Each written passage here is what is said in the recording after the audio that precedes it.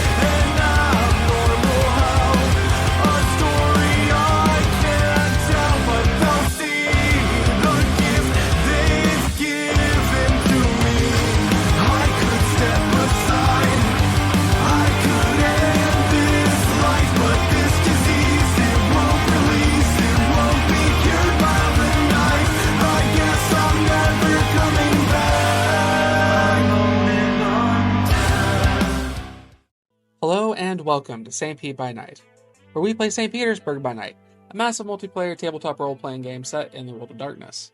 We play Vampire the Masquerade, Hunter the Reckoning, and Werewolf the Apocalypse. I am your humble storyteller this evening, Beara the Bard, and I am one of many junior storytellers here at St. Pete by Night. Make sure to check out St. Pete by Night on all social media platforms. That includes X, TikTok, Instagram, and YouTube. But you should really check out our website, stpetebynight.com. We have our city map, storyteller profiles, and a one-of-a-kind threat meter. If you aren't already a subscriber on Twitch, you should go ahead and hit that follow button and catch up on all of our past episodes. And if you're interested in playing with us, come join our Discord. What are you waiting for? Come be a member of this amazing community. Today, we are playing Bloody Strings, one of many chronicles here at St. Pete by Night. Let's introduce our players. And these are our lovely players. Would you guys please introduce yourselves again?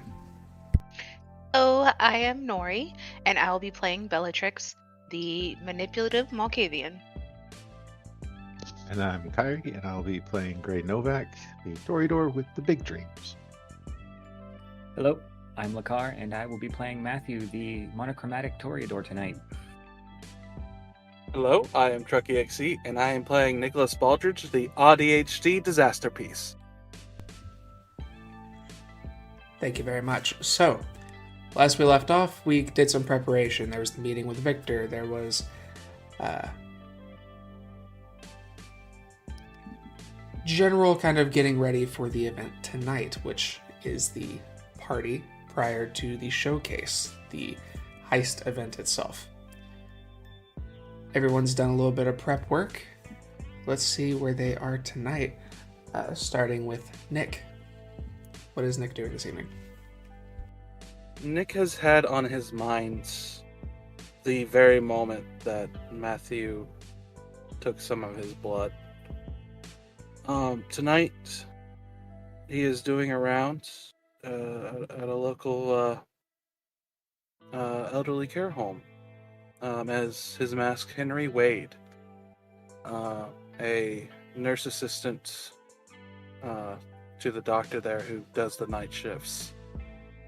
And he is looking for his next meal, but also what it means, the comfort that it brings him.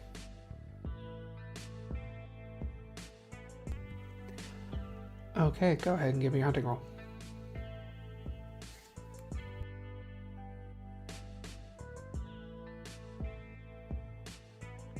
And death specialty comes in, right? Yes.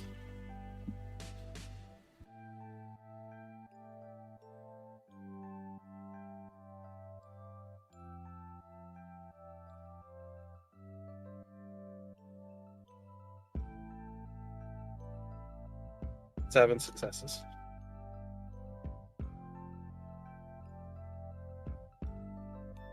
Okay.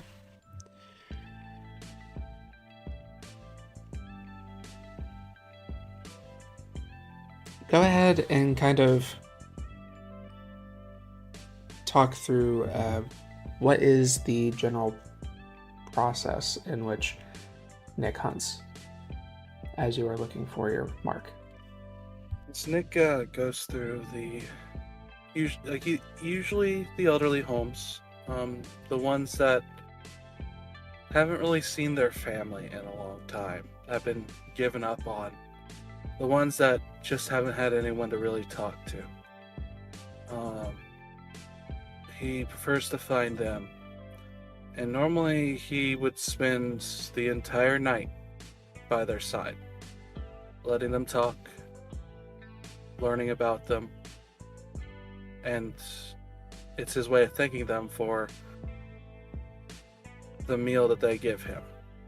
He may not kill them, but he makes sure that they are peaceful when they finally can let their thoughts drift into the ether.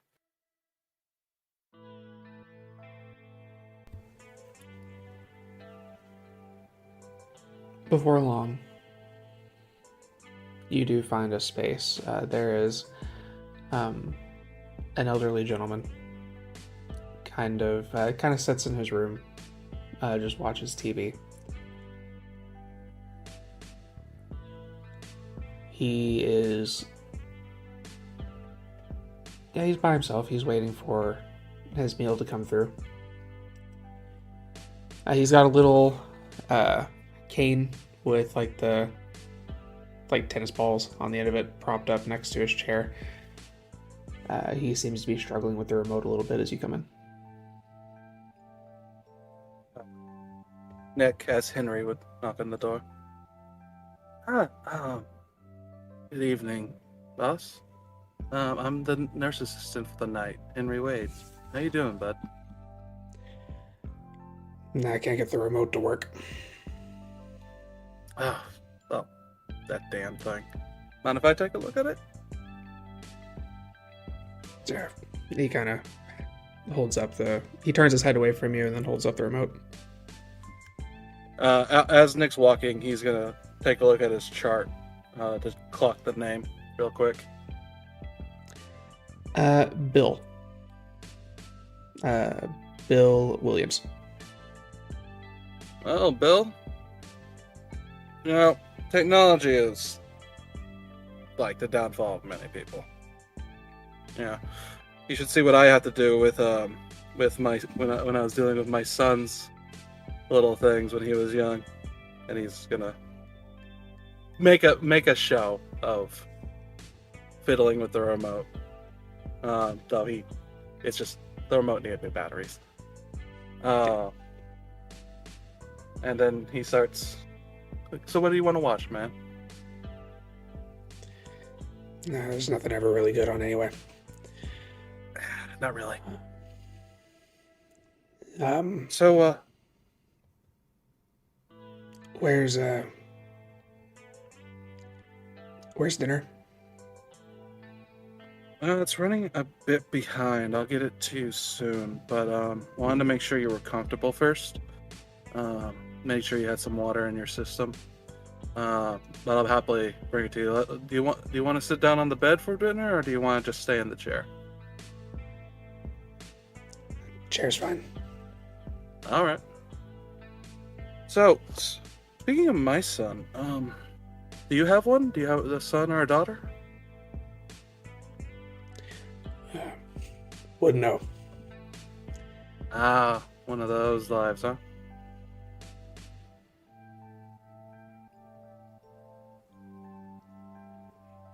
He kind of continues he seems to fidget in his chair a little bit, kind of maintaining a... He will not make eye contact, he just continues staring ahead. Nick will find a chair, one of the extra chairs in the room, pull it by, give it a respectful distance, and plop down. Do you have anyone who visits you, Bill?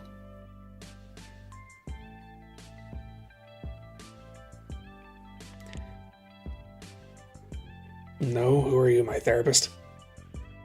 No, I'm just someone who gets to see it all in here. I mean, it's not exactly the most glamorous lifestyle, is it?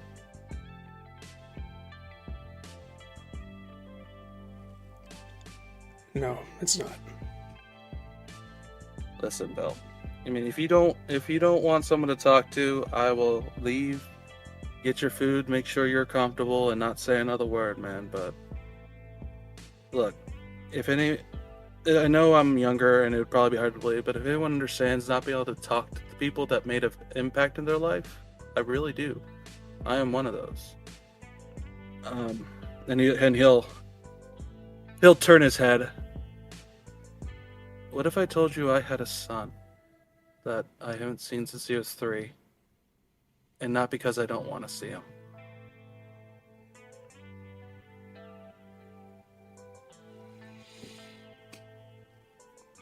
Why wouldn't you be able to go see him? Well, you know how life can be. Sometimes the most unfair things are out of your control, and people with more power than you get in your way. That's just an excuse. It is. It's the truth, but it is an excuse.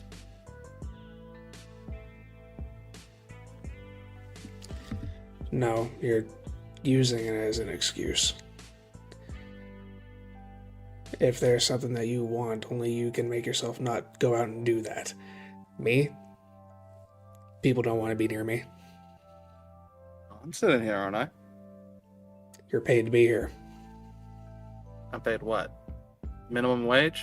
Even as a nurse assistant, man, I don't make shit.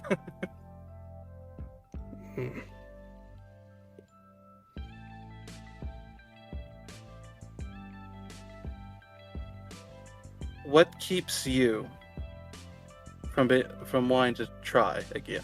You say that me not being able to going to see my son is an excuse.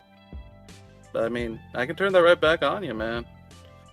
You can try and try again with what life has left for you. To talk to someone, talk to people, and try. I mean, I'm here trying. I don't have any reason to, but I want to.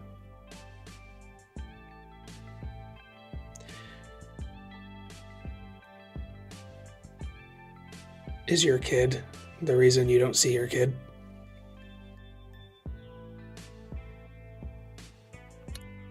No, it's his great-grandmother. And then it's not the same. A very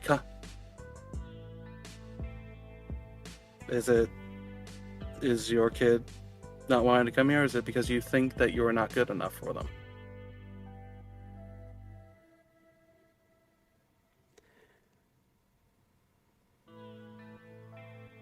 My kid just quit coming around.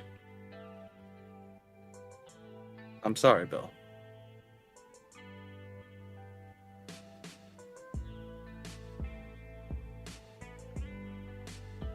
It's hell of a thing, isn't it? These once small little pebbles in our lives grew to be some of the most important things we could ever imagine. Not to call people a thing, but you get what I mean. And yet, when all our chips are finally played, all our cards are finally played, all our chips are down. Sometimes those small pebbles become the biggest boulders. If he had come around, if he comes around again, what would you say to him right now? In all honesty.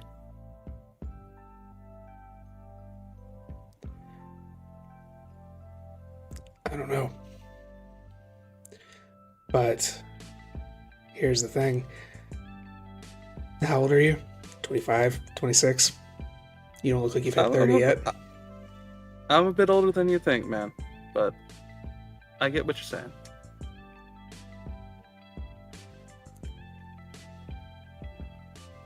You say these things like these choices aren't there anymore, but you're choosing to be here with an old man rather than trying to get the thing that clearly is important to you. You have that option. You have that choice. Maybe. But I do find it important to be here for the people that feel like they don't have anyone here for them.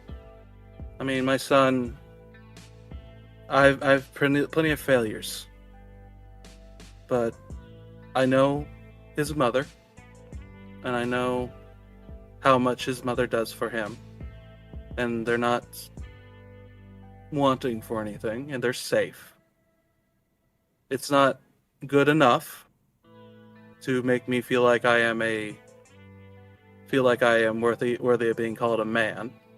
But the very least I can do is be here for people who feel they don't have anyone else here for them. And no, it's not me atoning before you say it. It's because I feel it's the right thing to do.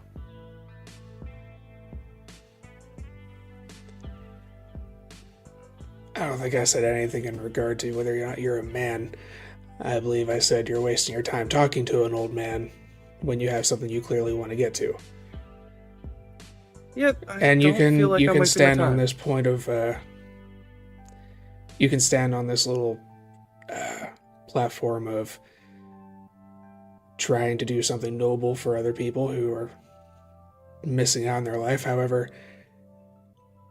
you're just using that to make yourself feel better about what you're losing. Well, you very well could be right. To change me wanting to do it. I mean, even I was in this line of work for a long time. Like this act wasn't going to change regardless. I mean, as I said, Bill, if you want me to go instead of talk, I'll get you your food and make sure you lay down comfortable for the night. But like right now, I was just trying to relate. And if you don't want that, I didn't say you had to go, but you don't need to keep lying. I've lived long enough to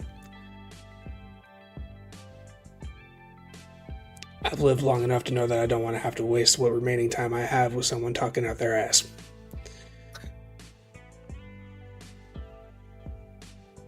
You want to stay, that's your prerogative, but...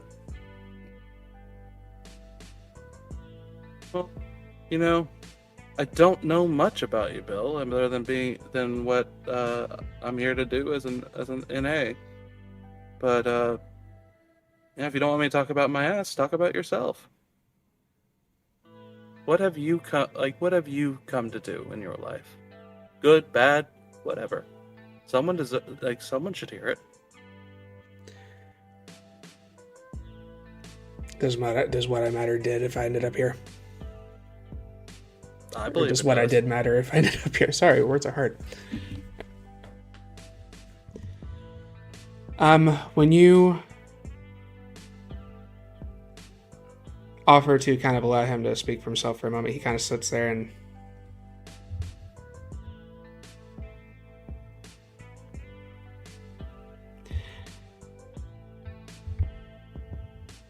I think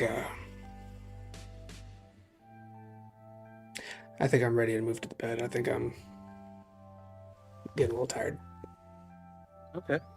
And he will help him to the bed. like carefully, but not babying him, just making sure he has the power to do what he needs to do. How about this? You tell me something that you truly are proud of about yourself, and I will make an attempt to check on my son. And I'm not talking out my ass. He sits there for a moment.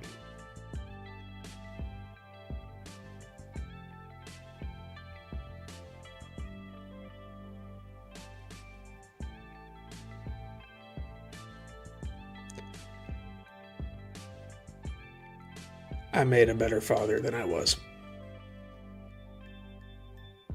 That's one hell of a thing, nonetheless. And you can see it. That is more than a lot of people I've known can do. Now, how about you rest? Food will be here for you when you wake up, and I'll take care of you. All right? He turns over, pulls out the blanket, and settles in. And Nick will feed as he makes sure that he's comfortable in the process. Just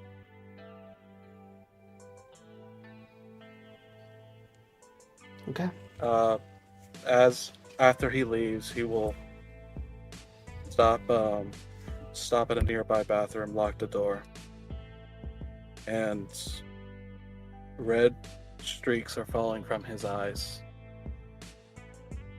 as he lets himself think about his son and not being able to follow through on what he promised. Before he cleans up, straightens himself, makes sure there's nothing left, and gets back out for the night.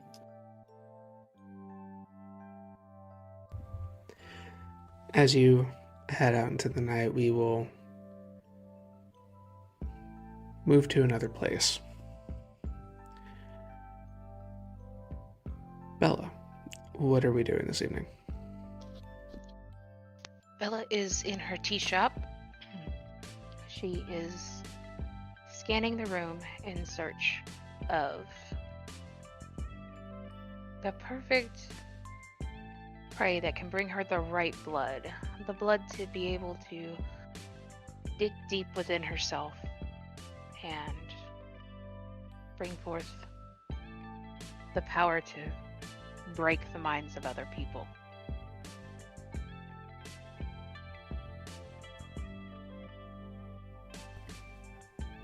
Okay.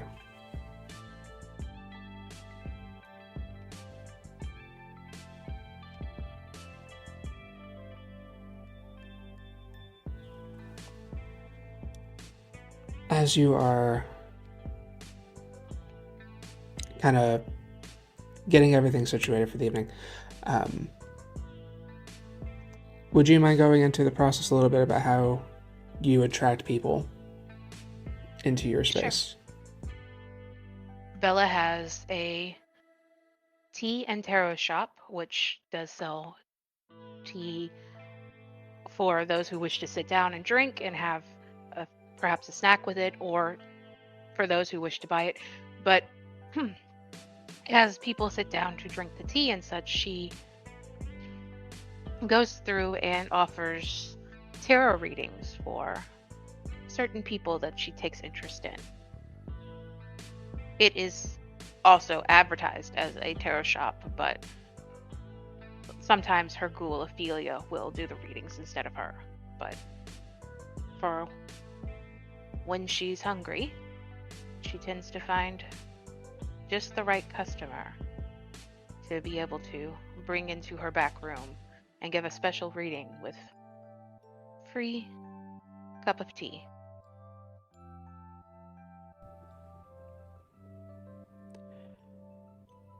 This evening, a young woman stumbles into your shop. She seems to be kind of observing the decor, the various decorations that you have throughout the space. She seems to be... She kind of has her hands to her chest a little bit, constantly kind of rubbing her left arm. Her shoulder kind of slouched a little bit as she's kind of looking about. She looks very reserved. Are you all right? Yes, I'm fine, thank you. I've never... Would you like... I'm sorry, please, go ahead. I was going to ask if you'd like to sit down. Perhaps have a cup of tea?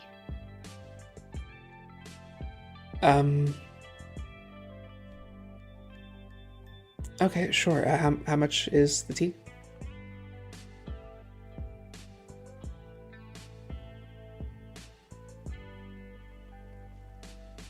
Well, for you, if you would like a reading, and since this is your first time in, how about I do a free tarot reading and cup of tea, your choice of what kind, or what flavor, at least. It'll be on the house. You seem, if you don't mind me saying, you seem a little on edge, and I think maybe tea and reading your tarot, having a good conversation might help you out. I'm Estelle, by the way. Estelle Lemon.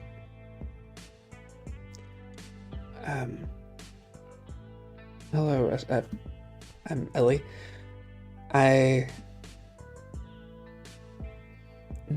not sure tea sounds great. Yeah, that'd be fine. Come. I have a special spot. Let's sit, chat. Yeah, sure. And she'll follow you. So, are there any flavors of tea that you like? I like orange, I think. Yeah. Orange. I can do something with orange. I will lead her into the back room with the small table surrounded by very soft pillows to sit on. There is music playing somewhere in the room. It is a mix of very trancey lo-fi music to just help calm nerves. And I will go over to the small station that I have set up for mixing teas. And I will actually mix orange, cinnamon, and... Are you allergic to chamomile? I know some people are. Not to my knowledge, no. Good. Just so you know, chamomile is great for calming the nerves, relaxing the body, as is valerian root, and it'll make a very nice earthy taste to mix with the orange in it. And I will be mixing those together in the tea along with a special tincture made of cannabis that's got a higher rate of hallucinogen than normal. Okay. And then I will steep it, and then... So, what is your name? Ellie. Ellie. It's a pleasure. I'll bring the tea over to her and sit down. So, Ellie, you seem troubled. Is your arm hurting you? Oh, no, it's just a thing I do.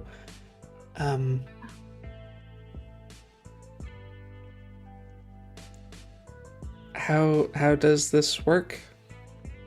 Well, the tea is yours to drink, and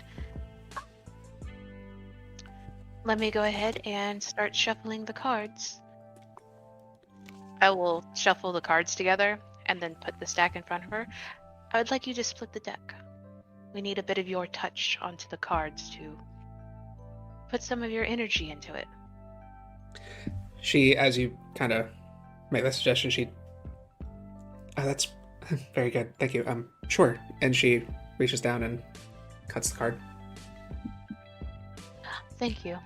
I will shuffle it and do a 5-card reading with 3 at the top, 2 at the bottom on the left and the right. Nothing in the middle bottom. Alright, so this first card, top left, I'll lift it. So, this tells me that In the past, you've been a very hard worker. You're very dedicated to what you do, and you put a lot of energy into it. Is that right, Ellie? Yeah, I try to. Couldn't understand. So I'll flip the second card. This tells me... Sorry, the first card was the Page of Pentacles. The second card is the Nine of Swords. This is telling me that all that hard work that you've done, you're starting to feel anxiety about it. Something's not quite right. There's too much pressure. It seems like you're starting to burn the candle at both ends, so to speak. That's just working, isn't it? Like, not necessarily. I don't. My shop, for instance, I don't push myself too hard that it is a detriment to my mental health. We all have to be healthy physically, mentally, and spiritually to be able to continue on and achieve our goals and dreams. I'll flip the last card, or the third card, which is the Six of Cups. I'm sensing your dream. You want to perhaps see someone or return back to a moment in the past where you were happy. Don't feel like what you're doing is making you happy. It's making your heart beat faster. It's making your muscles tense, your arm hurt. And perhaps you can return to the state of happiness you were in. And there are ways to do that, but let's see what's holding you back. She'll flip the fourth card. And that is the reversed death card. It seems like, even though you want to return to your happiness, you're afraid of changing things. But understand, change is necessary.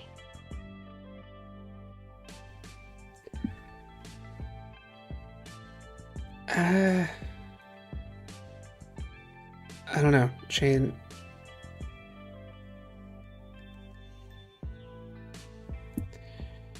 She'll flip the last card, which is Temperance.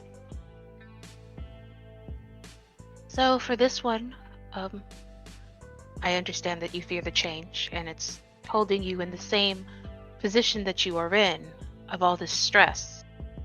But have some patience. Have some patience with yourself.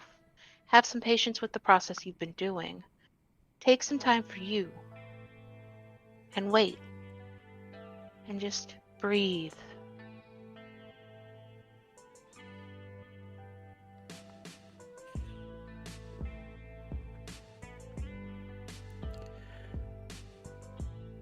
That's Go ahead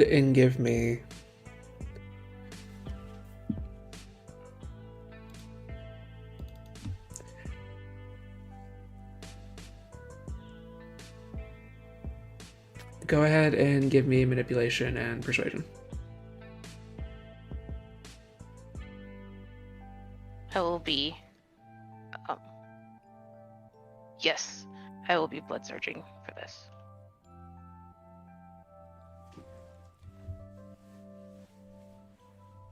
Cool. Hunger is unchanged.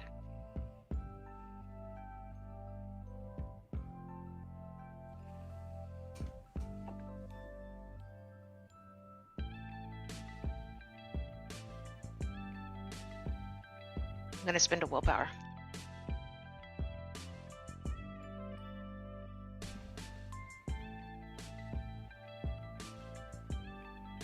Three successes.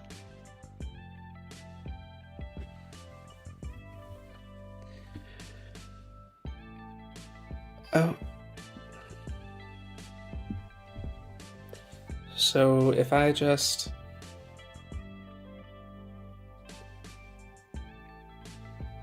slow down and continue doing what I'm doing, just ease more relaxed? Yes, ease up a bit. You don't have to kill yourself to achieve what you want. It may be a little slower. It may be not now, but easing up a bit will make sure that you have time to enjoy it. What's the point of working all the time if you don't enjoy life itself? As you're speaking, you can tell that there is a steady kind of, not like dramatic, but a steady change in their behavior. They're less, as you're speaking, they're kind of less huddled into themselves and a little bit more like their posture straightens out a little bit. They are taking deeper breaths.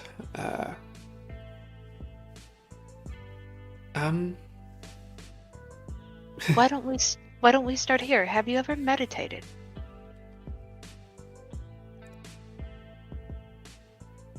I can't. No, it's never really worked. I will move around the table and take her hand. Come. Okay. She stands up and then kind of has to steady herself a little bit. Oh, sorry, I got up too fast. And she follows I it. understand. I'll lead her to a small area in the corner that has more cushions, like a small couch. Sit down. Take my hands. Now, we want to be in this moment. Close your eyes and breathe in. 1, 2, 3, 4. Now breathe out. 1, 2, 3, 4. And I will walk her through just meditating. And when she is at that moment where I could see like just her body relaxed, because I'll be like, relax your muscles. Start with your fingers and your knuckles and your hands and like each body part so that she is conscious of each body part and slowly relaxing it until she is completely relaxed. And then I'm going to feed.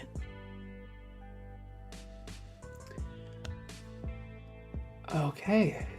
Yeah, her temperament has changed. You may go ahead. Cool. And I will reach deep in myself. And I will reach for that power I know that is in the blood that Alexi spoke of. Power to break minds, to bend them, to let them see what we feel, we the children of the moon. And I will gain demonization. Excellent.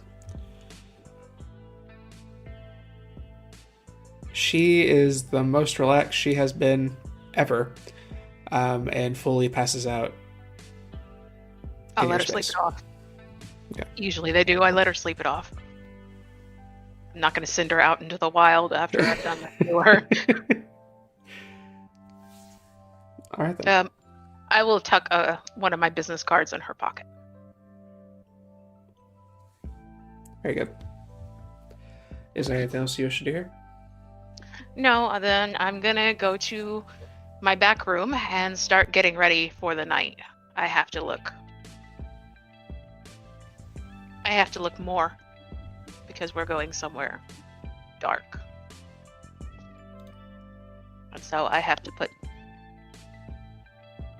put the mask on that most people see for the Malkavians, so they don't see what I'm truly after and what I truly plan to do. Okay. You begin getting ready for the event tonight. And from here, we will shift the scene to Grei. What is Grei doing this evening? After rising as early as possible and getting ready for a big event, he will actually show up at Ascent early and find that nobody's here. he will take the moment to kind of lean back on the couch, ponder things for a minute, or getting out his phone and making a phone call that has been long overdue. Back home.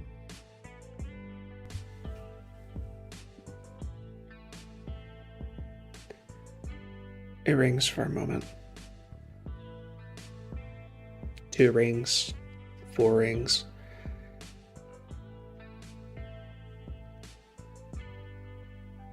And then finally, it picks up.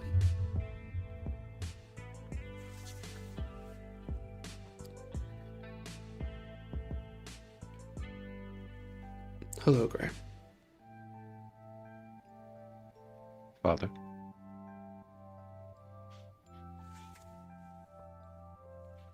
I am.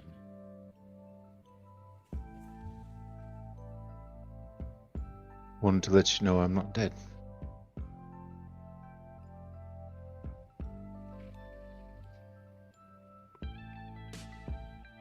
From English to French as he's addressing him.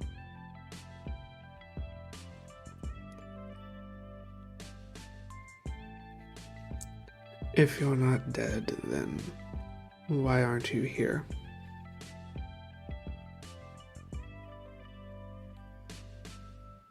Circumstances changed.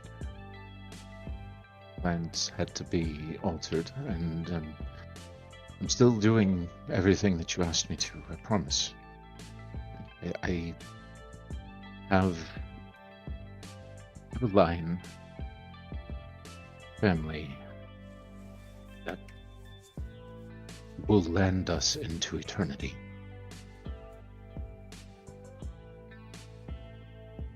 Just taking a while. I know that we have just as long as they do.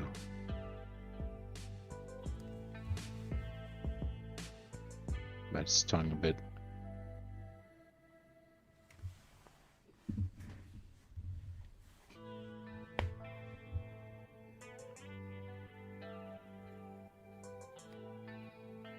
I have not given up.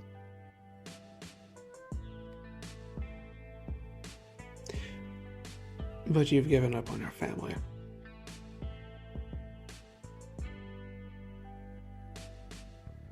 Complicated, Father. Complicated.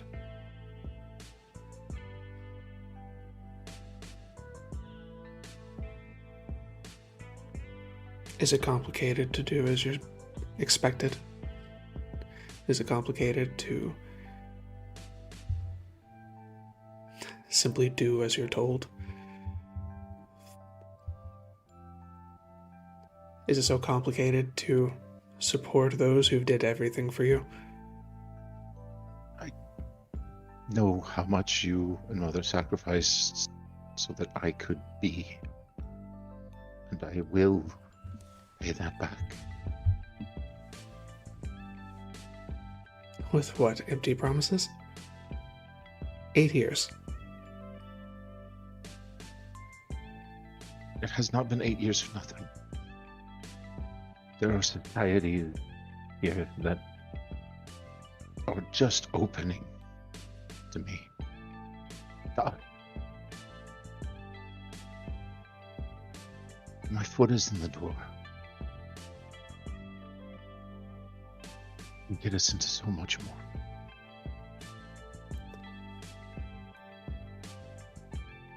Is your foot in the door, or is somebody using you and you just can't tell the difference again?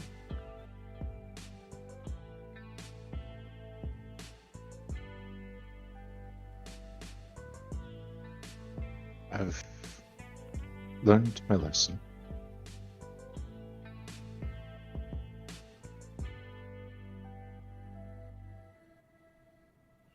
I promise this time it's real.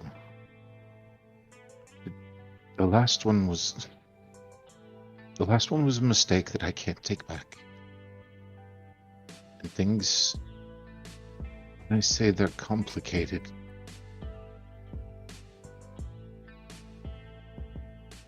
The blood is thicker now, Father. For me.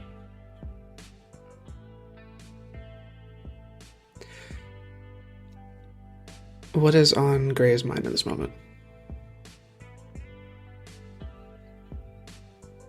Grei is struggling with the fact that he has failed a family who sacrificed a considerable amount for him to even exist for the last 8 years, and the fact that he was a failure even before that, as far as they were concerned.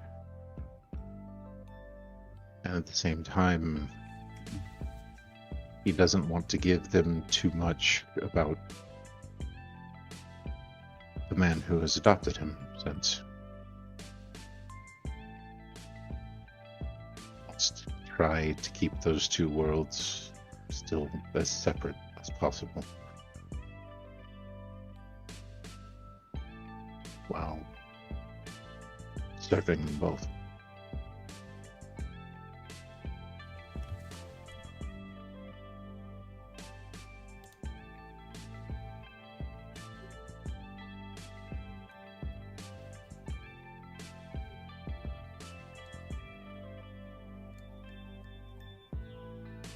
Give me manipulation and persuasion.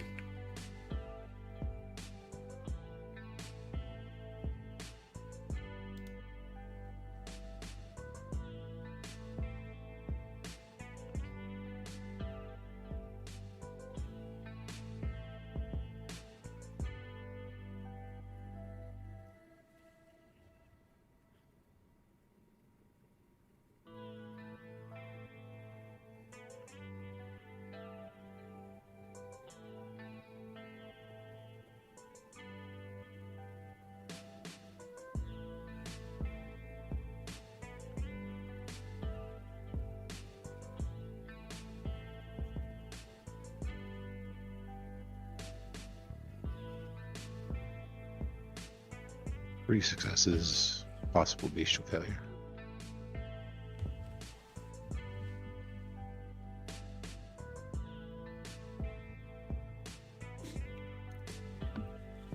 You say this is complicated. Then uncomplicate it and return home. This whole ordeal has worried your mother sick.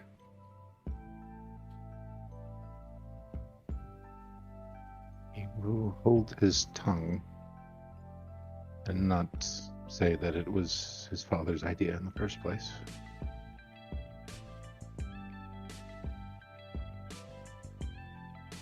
I'll do that as quickly as possible, sir. See that you do. Is there anything else? Yes. There may...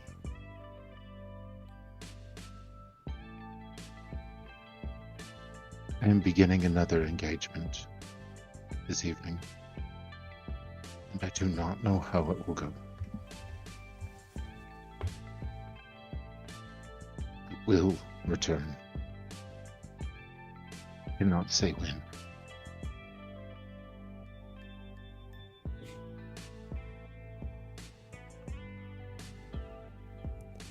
But this one, I believe I can... I believe I can show him that what we can offer is indispensable.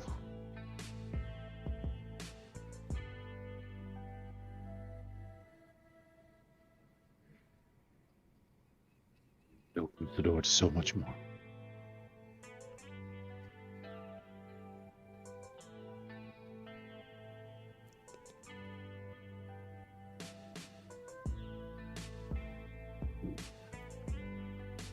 I am happy to hear from you, Grei.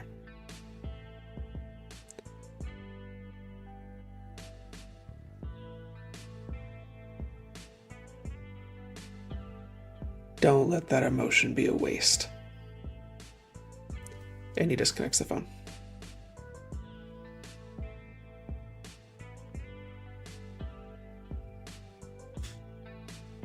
Despite as small as Grei is feeling at this moment, he will set the phone down and really smile. He said he was happy to hear from me. Take what he can get.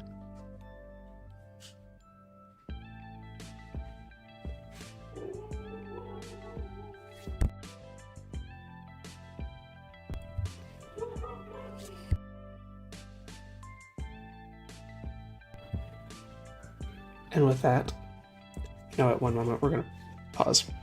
And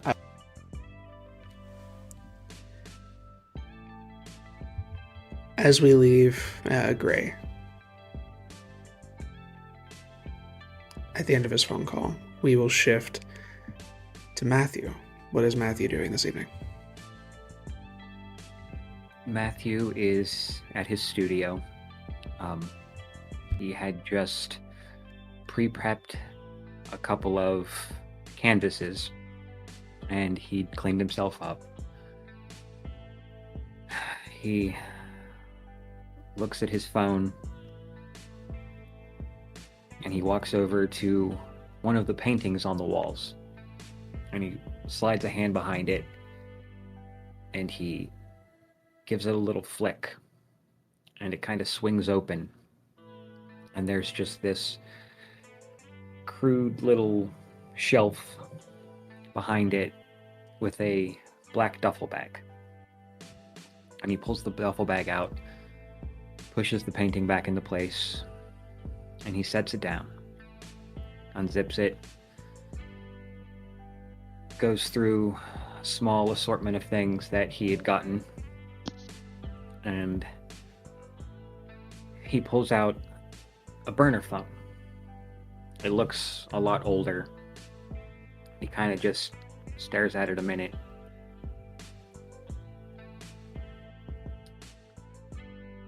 And he presses dial. And he calls Mina.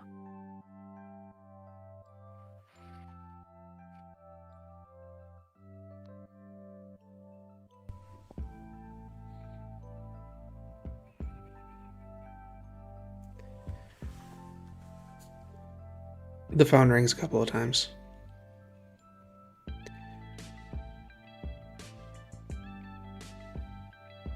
Hey, what's going on? Hey, kiddo. How you doing? Well, things are a little quiet right now, but with you calling, I reckon they won't be for long. Yeah.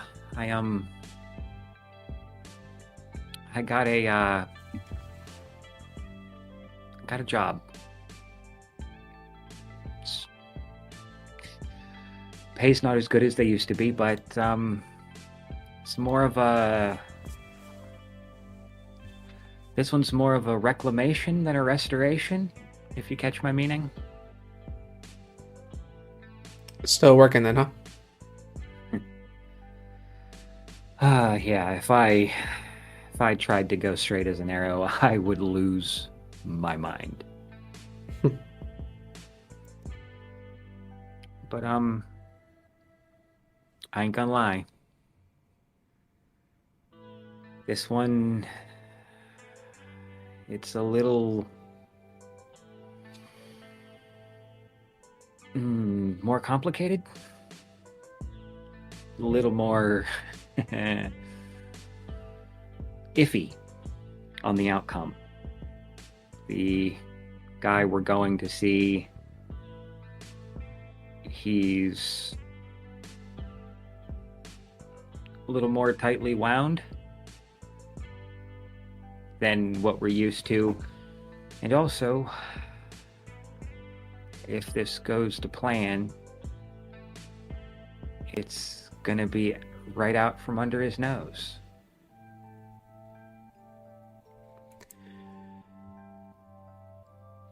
You don't often let people get under your skin like that. Is what's got you so shaken this time?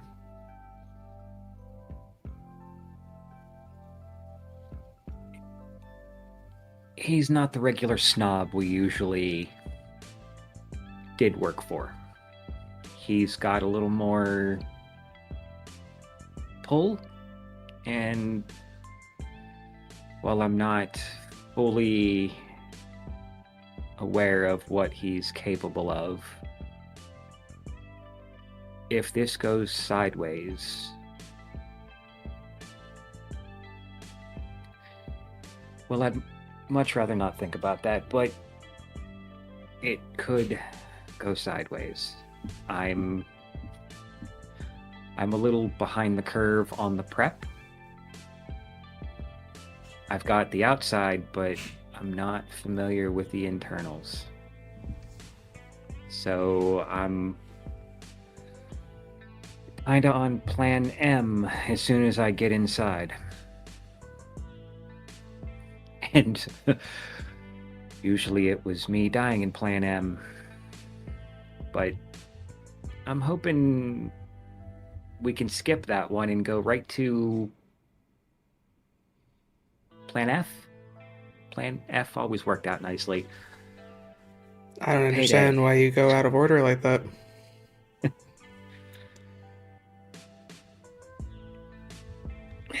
I always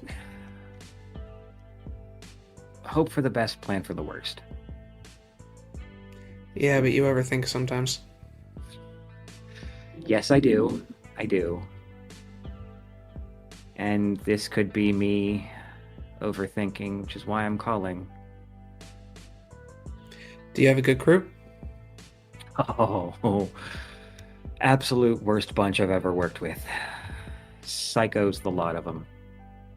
I'm sure you've worked with worse. Oh, we won't even get into working with worse. If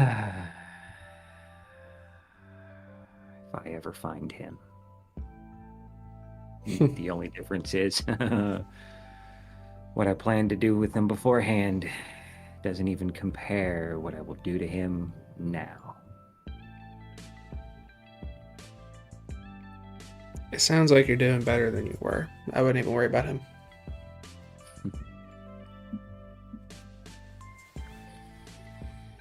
It's good hearing your voice. It's fantastic hearing yours again. And I know I've said this before. And just in case you need the reminder, or I just need to say it out loud, I never blamed you for what happened. That was all Louis. I don't think any of you had to do with that. But I will admit, who knows where we'd be if that hadn't happened. But I sure as hell wouldn't be who I am right now if he didn't. So that backstabbing son of a bitch will get a backhanded thank you the next time I ever see him. If I ever see him.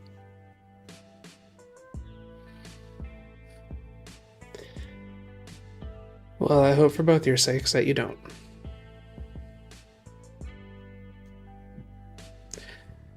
Honestly, me too. You're gonna be fine, Matthew. You always are.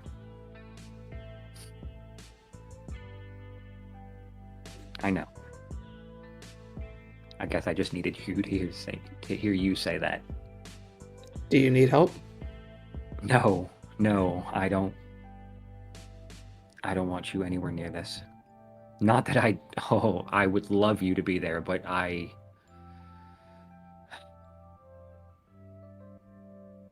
don't want you in that line. Because again, I don't know what this guy's capable of. I know what my crew's capable of. And while your slinkiness would not go unwelcome,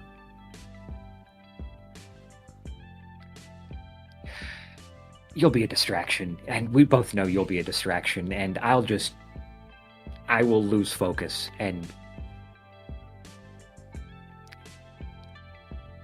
Butterfingers, and then it'll just be a mess, and I'm rambling, aren't I? I'm rambling again. A little bit.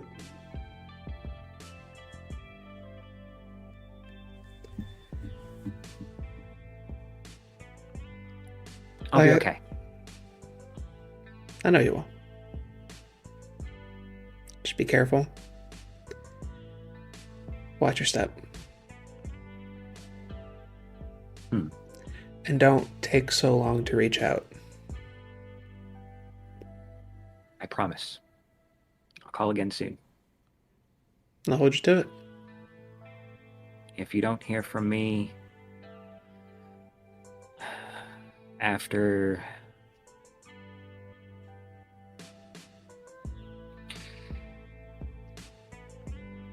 I'll call you back in a couple of days. How about that? If you don't hear from me in a couple of days, assume it didn't go well.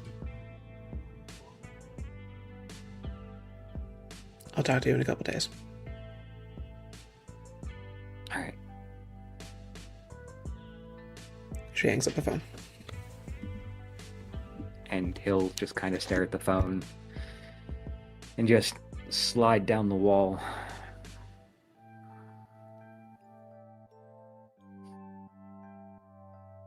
Think but this, and all is mended.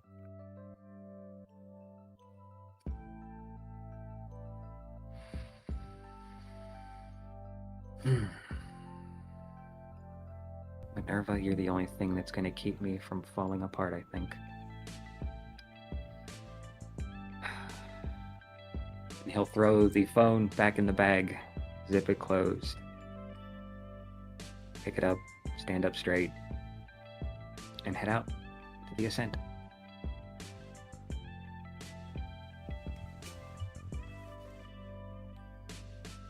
With that, all of our players will move back to our Coterie haven in the ascent. We will take a quick break, and we will come back and see what they get up to next. Thank you for tagging along so far. Welcome back, and thank you for tagging along. We are back from the break, and our Coterie members are returning to Ascent to decide how they're going to move forward. So I'll go ahead and say Grei was obviously there first. The rest of you kind of one by one finally fill into the space. I'll go ahead and hand the scene to you. Well, it's about time. A lot of you started to show up. I was worried I was going to be alone. I wouldn't leave you alone. I'm just amazed you're here early. Tonight's important, right? Yes, tonight is important. And I'm here with bells on. He will hold up the heretic's fork. You want to help me put it on? I'll help you put it on. Oh, no, bells. No, the whole point is... Oh, you didn't mean literal bells. I'm kidding. I could have And just Nick, worn Nick a will, single bell, but I think that would be a little over the top. when Nick gets... More over the top than me. Bella will point to her outfit, which is a very pink corset. Actually, it's a more burlesque outfit with a little white trail and a mini Victorian top hat and glitter boots over stockings. No, I think Nick- you make quite the statement. Good. Nick will walk over to Grei, and when he reaches over, I'll need to touch you. Is that okay? No, don't touch me. Oh God, please stop. You know, the whole... And he'll push Grei's chin up, start wrapping it. You know, the whole reason I know how to do this so well is because I was in a community that you need to have consent for. And he finishes up quickly and steps away. Consent is a recent phenomenon. Consent has always been a ascribe thing. to. It just wasn't acknowledged. No, I think everything that I do is, well, I can make consent. A choice. Don't go there, Grei. Let's just get through this night with you alive, maybe with a bust. You will stand and look in the mirror. It works. Low-cut shirt, kind of tied together, the waist pulled around, nice pair of slacks, and some shined-up, pointed boots. He'll adjust the shirt on the back and smooth it out some. You could, tighten this up a little bit. You sure? I'm not a kind. Alright. And he'll wrap around, tighten the front, and buckle it a bit more. There you go. Let's get you off Imagine to if the he gets- prom. If he gets angry at me, it just pulls my head down. You'll be fine. Oh, It yes, won't go but to your brain. can you imagine what it would feel like? I need to show you the end of a movie called Hot Fuzz sometime. Too recent. I don't think I've seen it. Maybe you'll enjoy it, maybe you won't. I like it. Oh, it's a Funny. comedy, isn't it? Yes, but it's also a commentary. Maybe. It's this whole Stepford type of thing. A small town is ultimately controlling, but it's ridiculous type of controlling. The smallest inconvenience gets people murdered, and it's very cultish in a way. I've been in some cities like that. So have I. I've seen it. I'm from Texas. Believe me, I've seen it. Okay, Matt, it's your opinion that really matters. How do I look? Like you're about to go forth in sin? Perfect.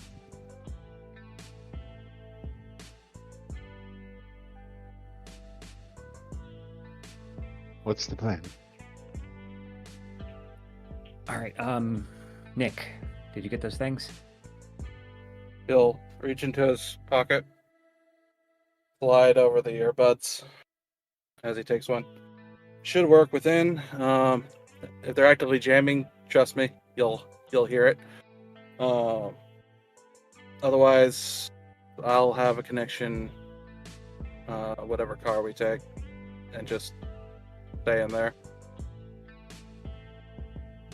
Alright, okay. So, Midsummer Night's Dream. Good play. And he'll open the earbuds, and he'll hand one to Grei. Take it. You don't have to put this in because you're going to be very close to him. But if you do wear it, you are Oberyn. Oh, Lord of the Fae. I like it. You pretty much know what you have to do. Just keep his eyes on you as much as possible. If shit goes sideways, do not hesitate to fuck out of there. I understand, but trust me. I'll keep his attention. I have no doubt about that. You are a presence. I take the next one out. He'll look at Bella. Titania.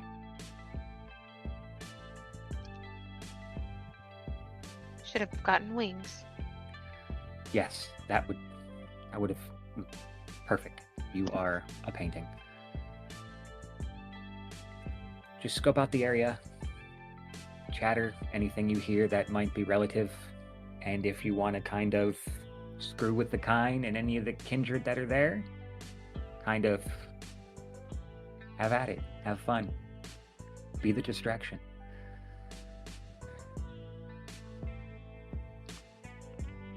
take out the third one. He'll look at Nick. Demetrius. Yes. As he's grabbing it, he'll give the one he was already holding, the mat.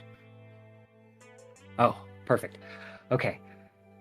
Yes, Demetrius was a brash and rude asshole, but he had reasons. You're going to be the man in the van. You are pretty much going to be intel, security if you can, kill cameras, kill power if you have to. Age of the Geek, baby. We'll go with that. I'll take the last one. Puck. The snarky, devious bastard. It fits. Good choices all around. If anything, and I know, Grei, you said you will keep his attention, but if anything goes fucking wrong, do not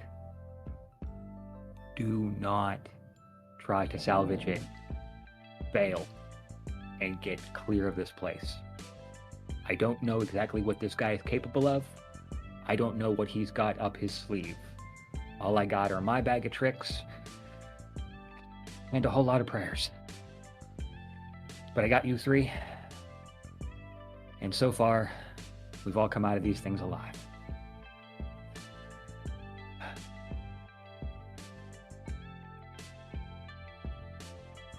My old crew, we were inseparable. We did more damage than sometimes we wanted to admit, and sometimes we got a little ahead of ourselves and headstrong. But they don't have what we have now. And thanks to the donation of my friend here, I'm a little better off than I was back then. Better than I was a few days ago.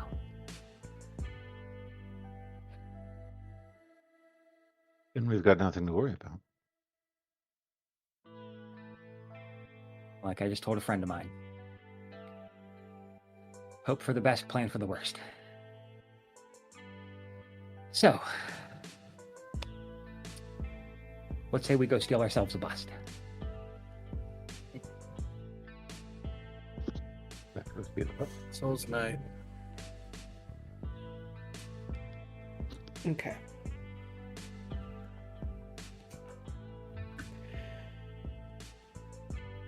You all get ready. Get all the things that you need. And you begin making your drive back to the campus.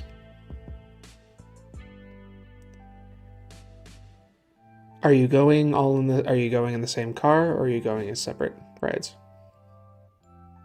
Bella and I will take a taxi. Pat's taxi. Okay.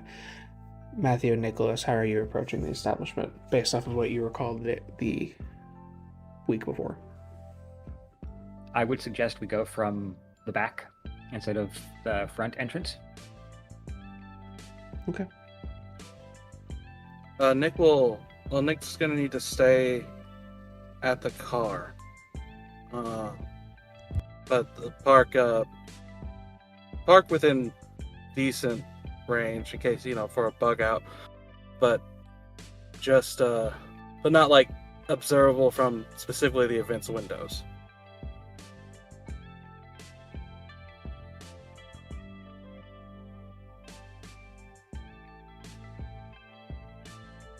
Okay, so you're wanting to be still close to the site itself, like visually. You still want to be able to see the building? Matt, should we park Yeah, that? Should I park that close? Close enough that we can see it. So close enough that we can have visual on it. So you have visual on it and me in case I have to bail. Okay. He will, if it's possible, he'll park the car so that if he sits in the back seat, the seats and the hood will block out the light of a laptop in the dark. Okay. So the front of the car would be facing the building from a distance, just in case. Yeah, sure thing. Okay. While you guys get set up, we'll go ahead and move to the taxi pulling up at the front.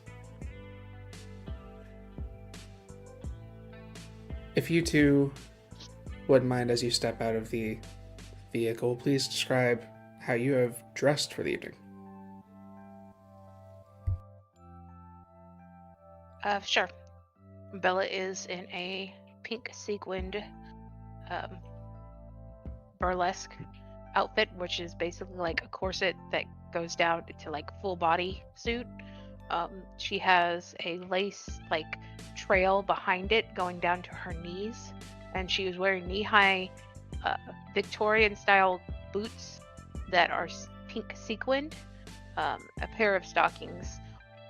One stocking, however, is striped while the other is plain white. Her hair is up in a slight messy do, and she has a very mini Victorian pink top head perched on the side of her head. She has her some curls down over her ears, along with like earrings, and that is how she'll be hiding the headpiece or the earpiece.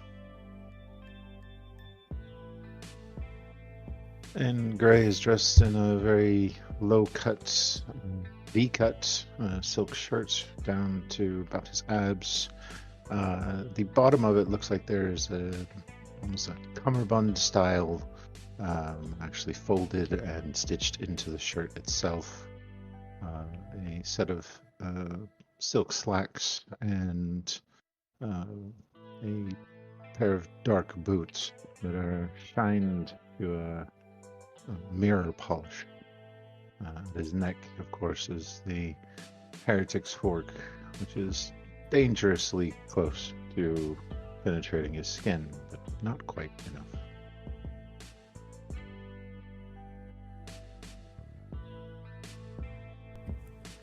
When you step out of the vehicle, you see, given the estimate you were provided, there's roughly like 20, 25 people here. Looks like most people have parked away from the location or were dropped off like you were.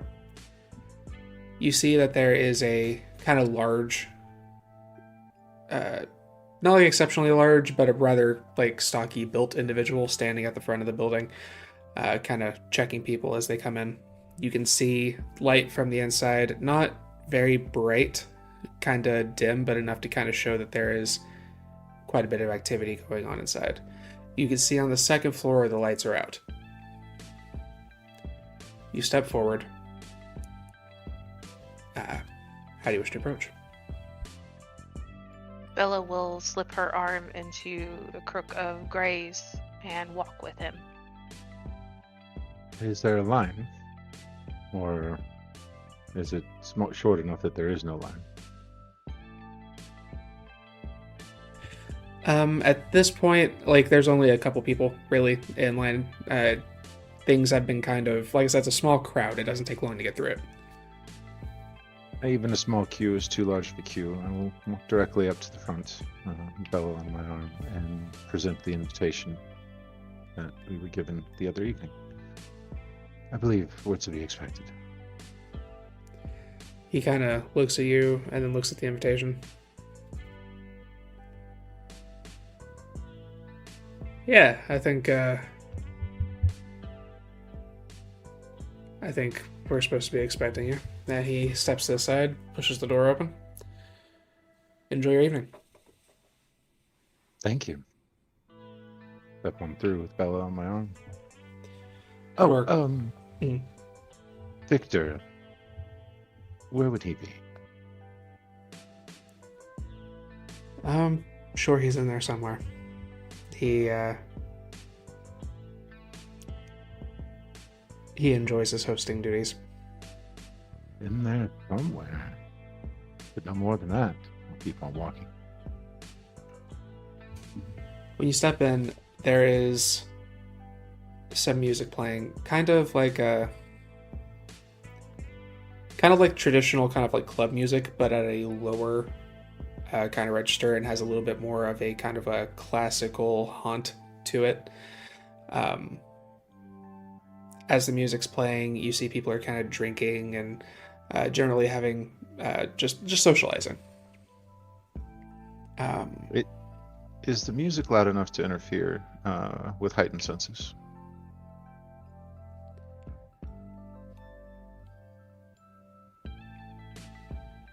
I would say probably so.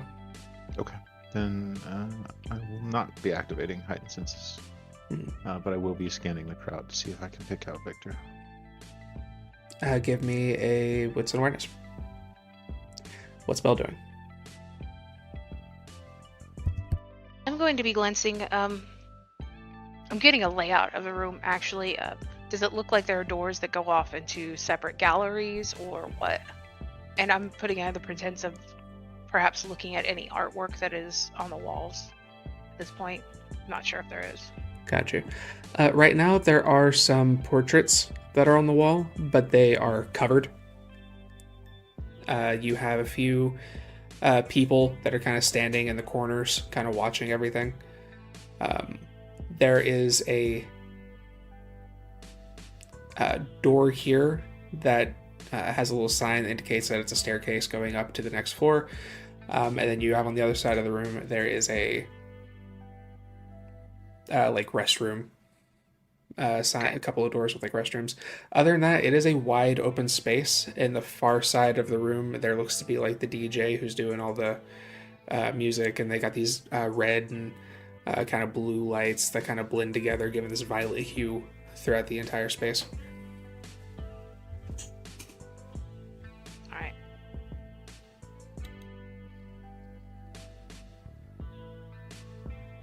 Shall we wander? Oh, yes, absolutely. One success as I'm scanning through the crowd.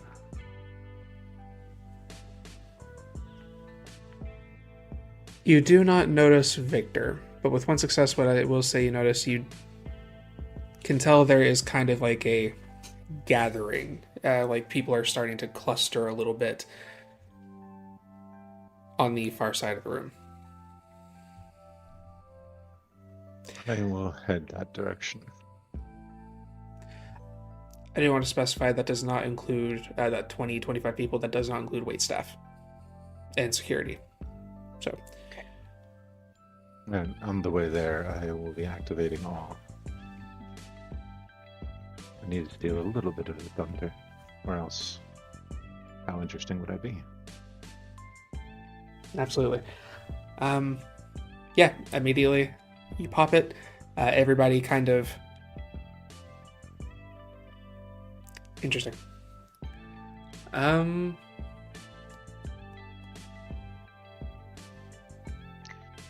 going to be, when he activates it, I'm going to be picking out the people that immediately are drawn and the people that look like they're trying to resist it. Give me a what's an insight.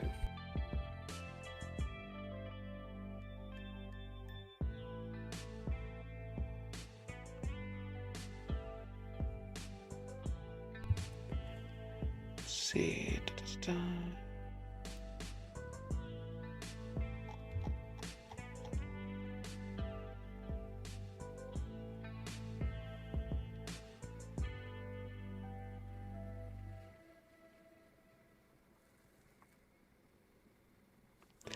Okay, great. I'm going to need a manipulation and presence from you, and then composure and intelligence.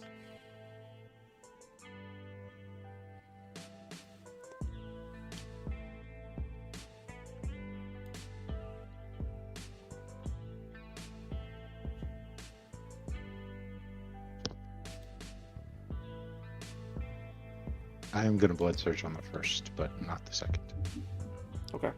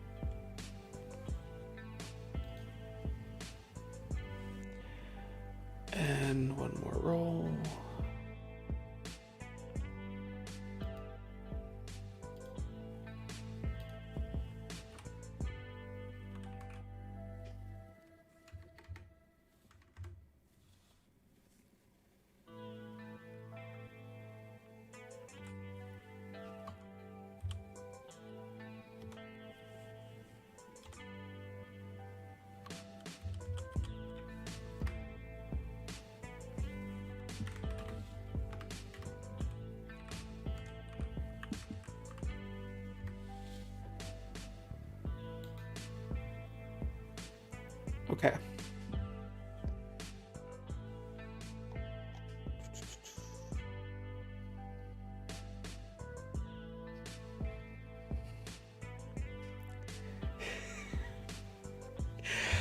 All right, so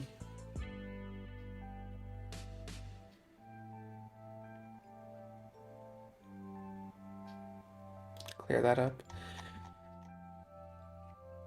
Bellatrix, you notice when this happens,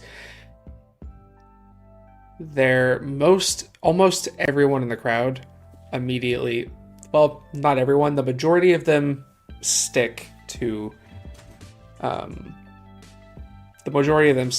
Victor, but almost half turn their direction toward Grei. You watch as both Victor and Grei both kind of zone in on each other, as there was a slight resistance, but then both of them ended up failing against each other.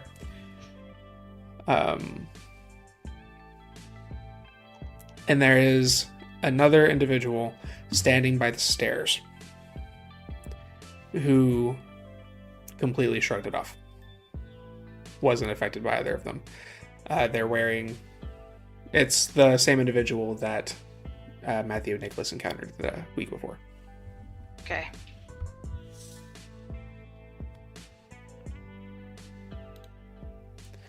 When this happens, the crowd kind of splits a little bit, and the two of you immediately make eye contact. He is wearing a white kind of loose, flowy top with a few of the buttons at the top undone. He's wearing these black slacks with these shining black shoes. He's got a little bit of eyeliner on. His hair is kind of pulled back in like a messy ponytail, and he is holding a glass that you can see from here hasn't had anything. He hasn't taken a drink from it. He smiles and he sets down the drink.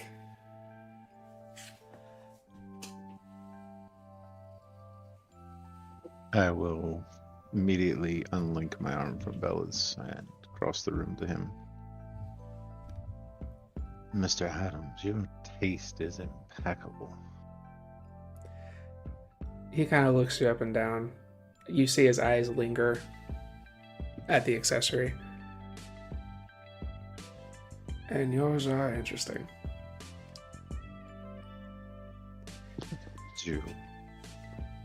You've never had a subject like me. And honestly, I think we make quite the power couple.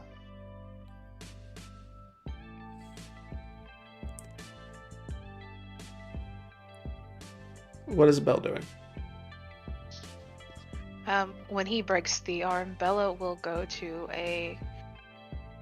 she'll saunter slowly, casually over to a group of people and start speaking with them, having a small conversation, seeing what they're talking about, joining in. Okay. He continues watching Grei.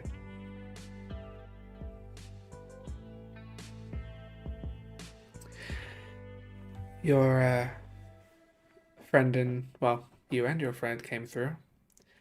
Catering is impressive.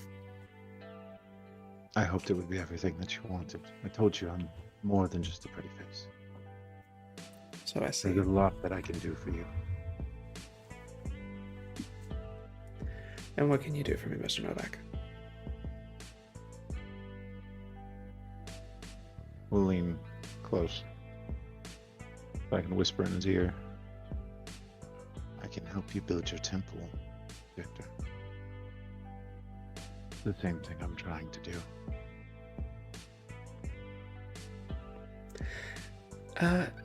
Give me manipulation and subterfuge. Or I will let you pick manipulation or subterfuge or manipulation and persuasion. How honest do you feel you're being? Oh no, I'm lying. The temple's mine. Okay.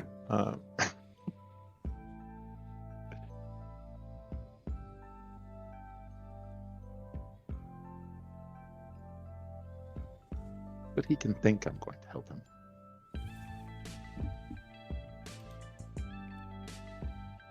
Does my specialty apply here?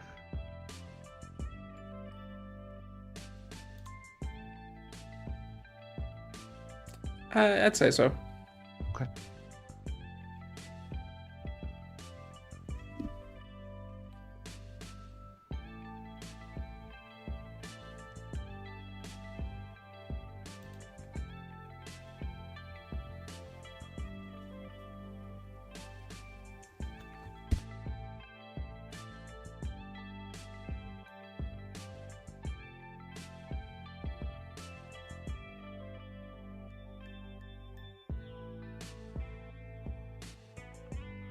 Or successes.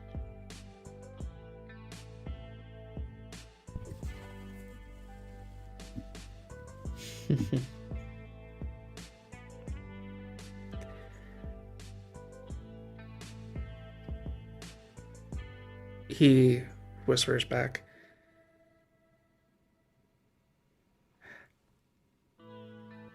I'd like to show you something.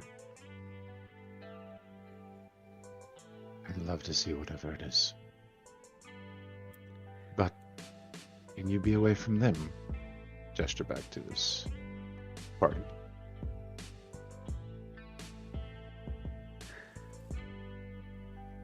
We have all night. He continues kind of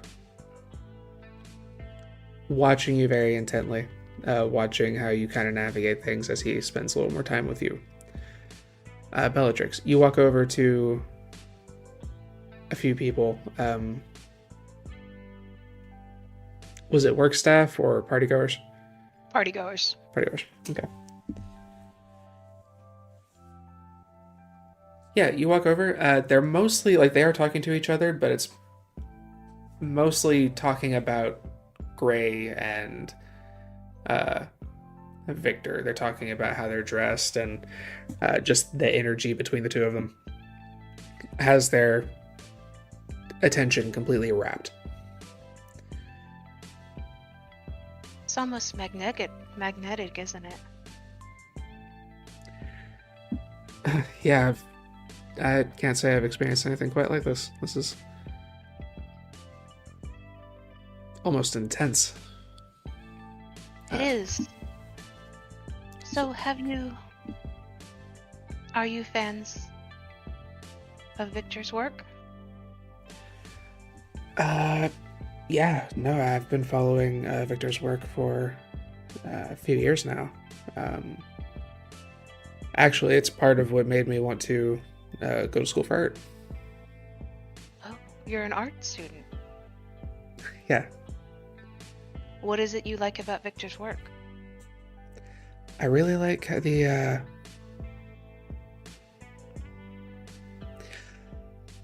I don't know, something about the way he commands the attention and the detail in the photography. It really, the way it illustrates the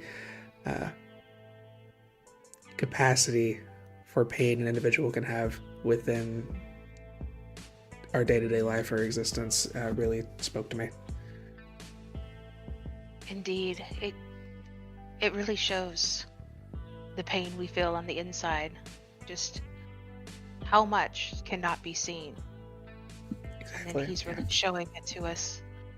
I'm going to be, with this group, I'm going to be like searching. I'm looking for someone who's a bit on the side of obsessive with Victor's work. And maybe Victor. This actually might work well for me. Okay, hang on.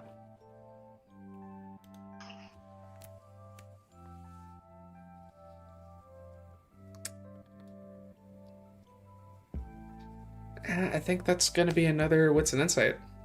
Okay.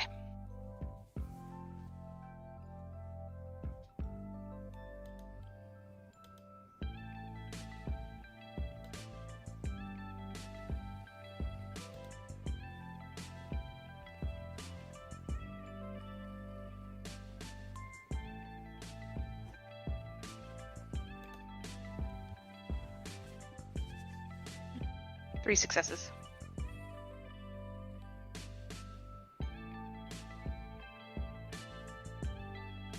Okay.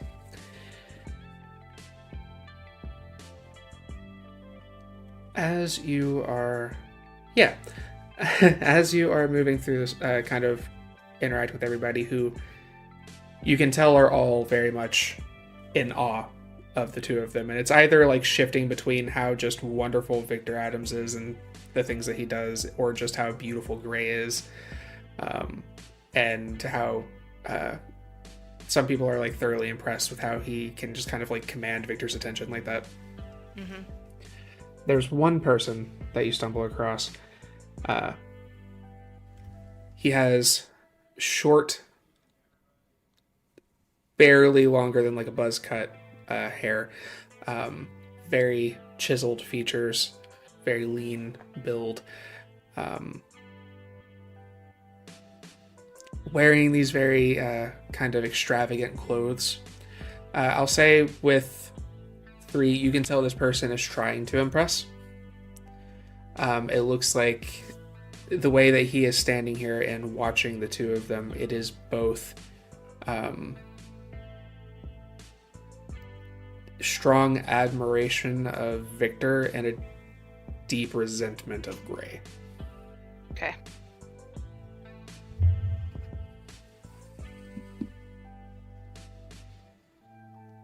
They are really well matched, aren't they?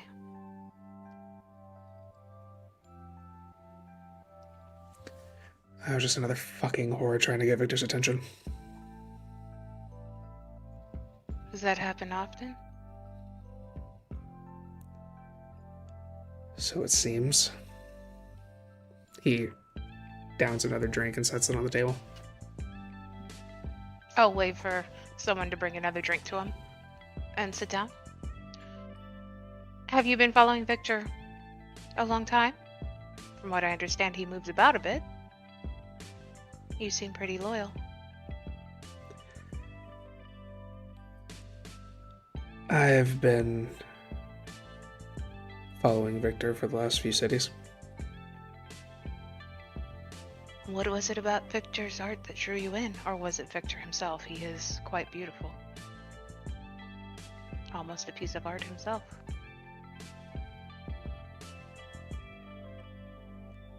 His work is haunting. I can't get it out of my mind. See, and what do you think of his models?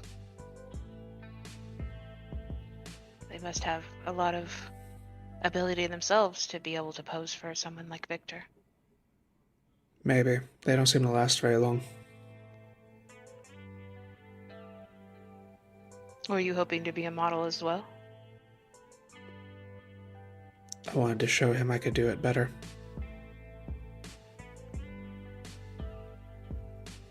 Not fail like the others. Seems a shame. Why did they fail, do you think? I don't know. But nobody seems to last more than 2 shoots. You want to be someone permanent. Yes. You can see he doesn't ever break his line of sight from the two of them as he's talking. You know, it's a shame if there's such failures. That means he just hasn't reached his magnus opum.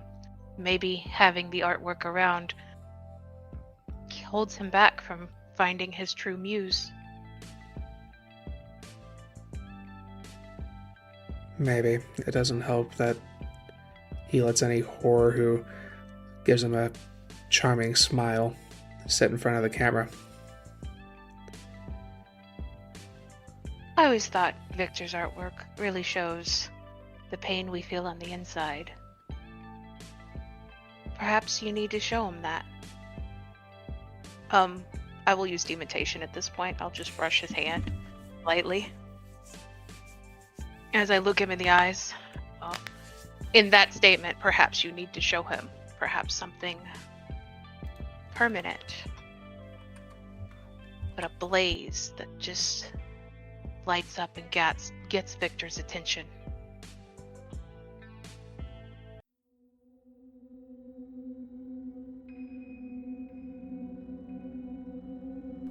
St. Petersburg by Night is brought to you through collaborations with our partnered vendors, Wolfpack Dice, Ember Fox Dice, Dragon Ink Dice, Beara the Bard, Champs Tramps, Penshi Artista, and Chromatic Creations.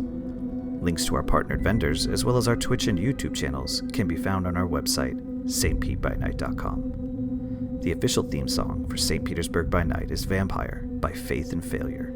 You could find them at faithandfailure.com. You can follow St. Pete by Night on all socials with the hashtag St. Pete by Night. If you wish to support our program, you can do so at coffee.com/St. Pete by Night to help keep the stories rolling.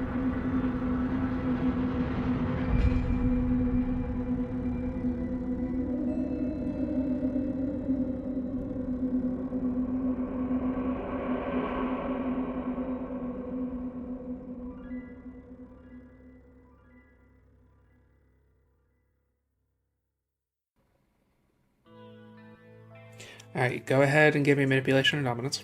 Or dominate. Okay. I'll be blood surging as well.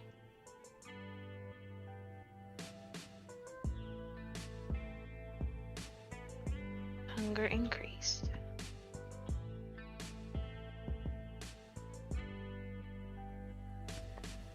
Alright.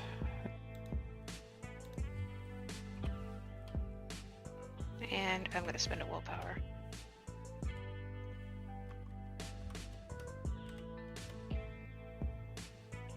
Seven successes with a messy critical. 2 successes. You beat him by a margin of 5 or more. So, just a moment. Of course, let him have his triumph, his gala, but then show him that all these other whores, as you call them, these ones that don't last, aren't worth it. They shouldn't even be remembered in his photography. When you do that, you see something. You visibly in his eyes see something kind of snap. As he kind of goes from just staring forward, just pissed off and hating Grei with everything at him, he just kind of... Yeah. No, you're right. I should be going. It was a pleasure to meet you. I'm Estelle, by the way. Estelle, okay. I have to go too. And he gets up and he walks toward the door. Muttering some stuff, but you do hear the gala mentioned a couple of times as he's storming off.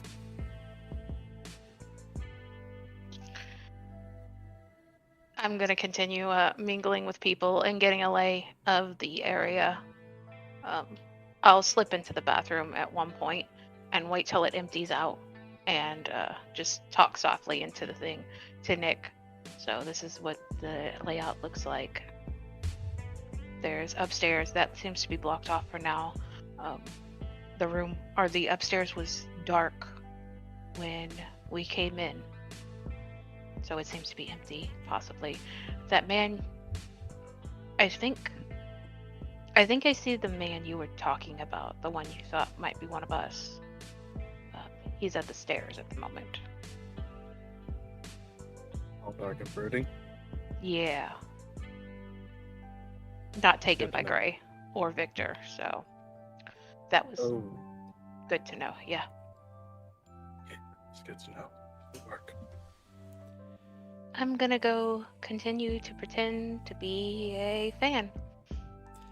And with that, we will shift scenes to the car. Back behind the building. What have you two been up to?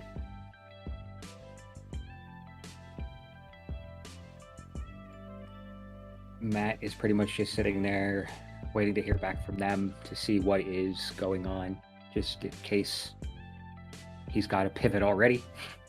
He just wanted to give them time to acclimate and get us information. Before Matt goes out, it's like, okay, so tall, dark, and brooding, Mr. Scary over there is apparently even scarier. Didn't neither Victor nor Grei swayed him.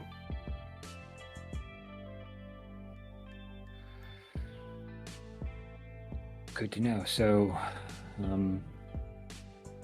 mind tricks are going to be a little iffy. All right. Okay, good. That helps. That I brought the mini sun with me just in case. He will relay the general layout that Bella had given him. Perfect. All right, so Matt is going to get out of the car. He's going to grab the grappling hook with the rope. And he's going to think about this for a minute, and then he's going to unattach the grappling hook itself from the rope. Well, this is good. If he can hear this, that could be a problem. Me throwing this up and hooking it on a... Nick's going to raise his hand.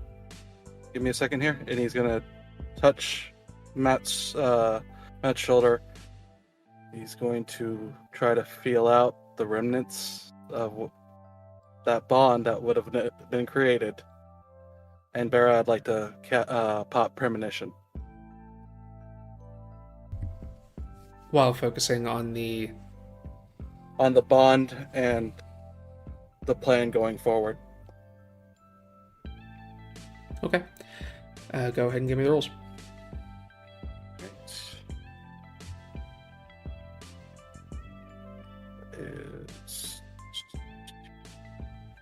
Specs. May I blood search this? Yes. Okay.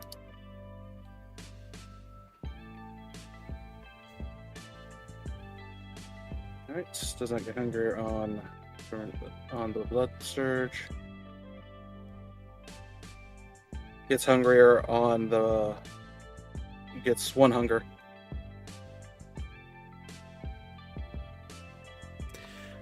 One hunger. Okay.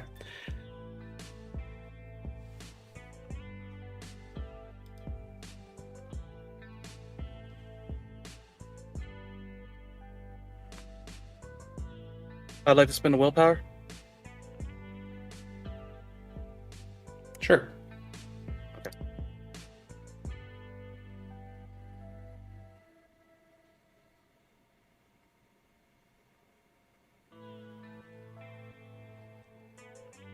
Six successes.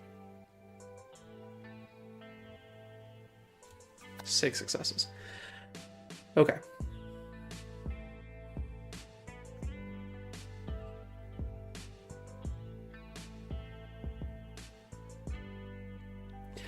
You begin focusing for a moment, and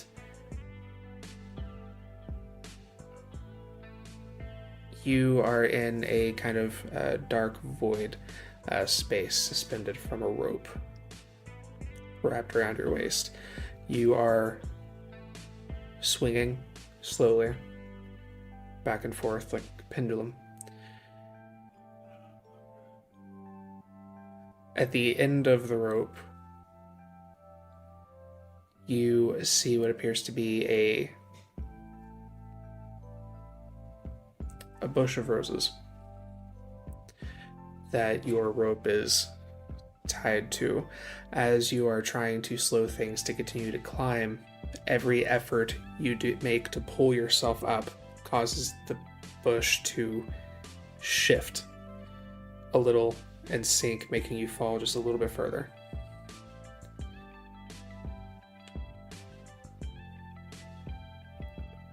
And then a rose falls. Another falls.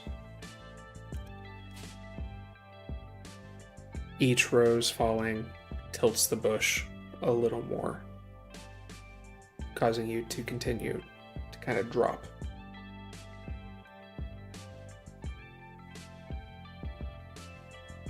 Until there's one rose left. One rose with a kind of stained glass appearance. Seems to be the only thing maintaining the cord.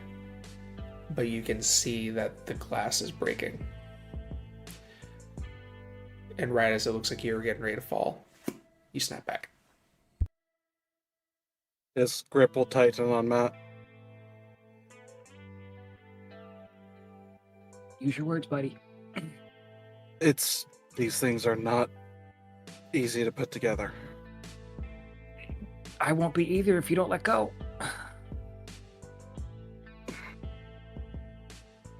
Thanks, Chewbacca. I don't.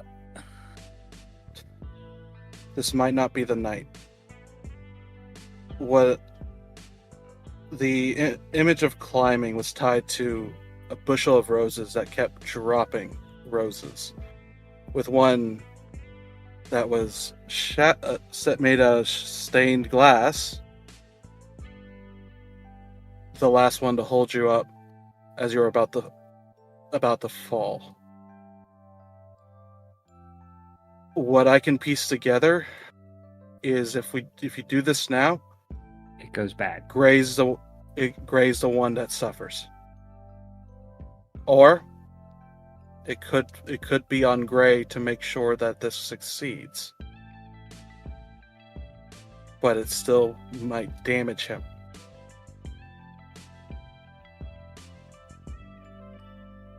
It's a loose ability. It was a strong one, but that's hard to piece together. It's your plan, Matt. Yes, but it's all or nothing. So, do you think we should wait?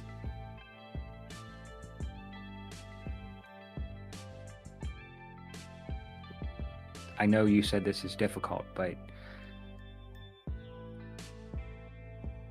if you think this could make things worse, I'm not going to put him in danger. I'm not going to put any of you in danger, especially you.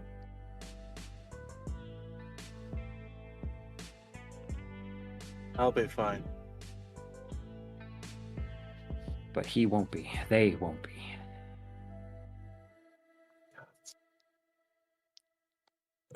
We should have been more clear. If Beara, this were always out easy, of game. then Out of game question. You said right before falling, it snapped back. The stained glass. Did it fully break? You didn't get to see that. Okay.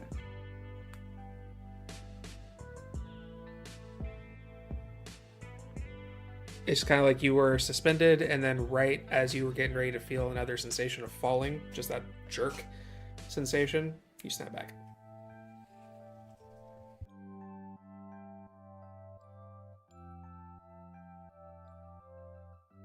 I mean, this was only supposed to be recon anyway, but Treat tonight like recon. they might come back with some useful intel for us. Depending on the intel, I might be able to piece more together. But right now, recon. I wasn't planning on taking anything unless it was the only option. No, it's not just that. It was while hanging. It was almost like a pendulum, going back and forth, held by the rose bush, and more roses were falling.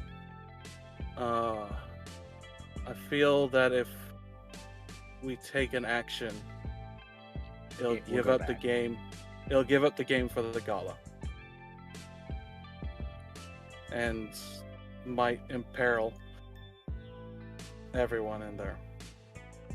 It could also mean Bella too. It's these things. As I said, these things are not 1-to-1. So let's wait for more information and adjust our plan going forward. Please give me what's an awareness. Both of us? Yes.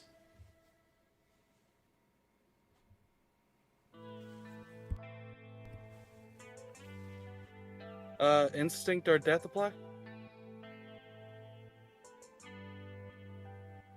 Specialty? I don't think so. Okay.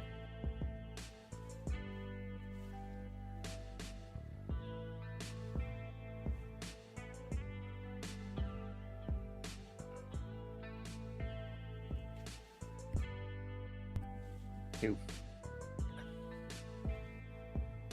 Alright, that's an 8 with a messy crit.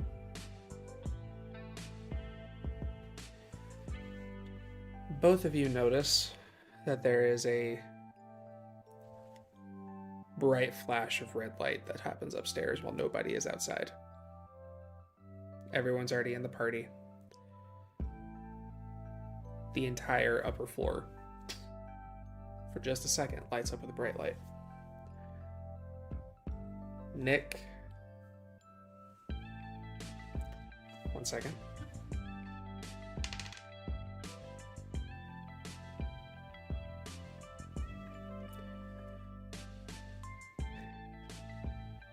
Your clan compulsion is going to activate.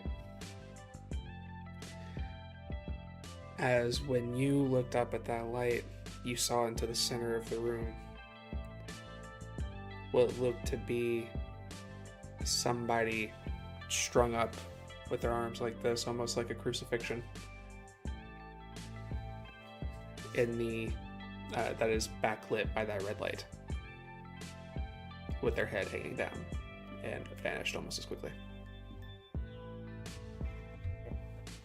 The clan compulsion, specifically, fractured perspective.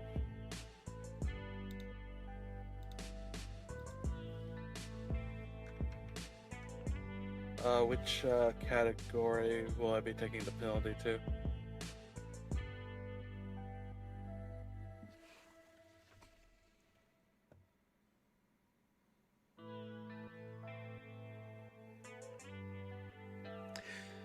I want you to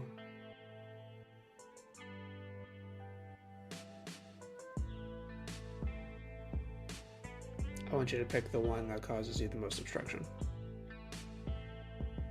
Okay, that would be mental. Okay. Nick will, when he sees that,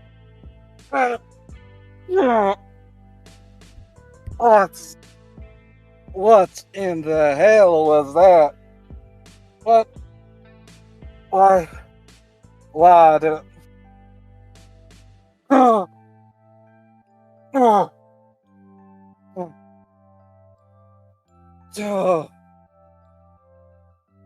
Nick, buddy, all right? One sec.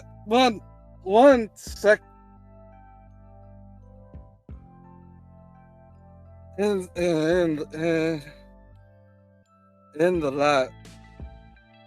the light cross of a person hanging down in the good Lord's name. Dinner.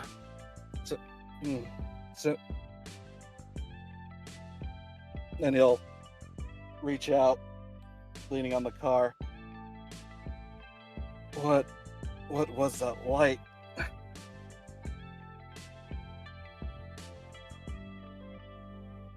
Like a photo flash? I don't know. Oh, I saw a sinner hanging under God's good judgment. Yeah, what the? There was someone hanging, like crucified, and then gone. Can't see anything else. Just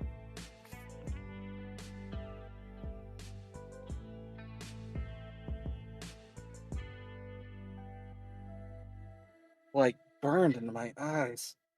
but even when I close them, oh, my head. Oh, I thought we weren't supposed to get headaches. We also don't normally, well, okay, bad example, but usually when I see photo flashes, I don't change accents. What the fuck are you talking about? I always speak like this. I don't know where that southern drawl came from, but it is very peculiar that you don't normally talk like that. I don't speak in a southern drawl. I have ears. Well, clearly they got cotton in them. You don't hear it, do you? I don't speak in a southern drawl. Whatever you say, Blanche. Now,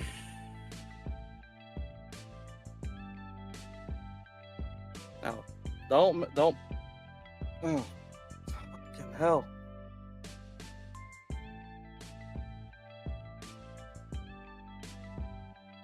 Fuck.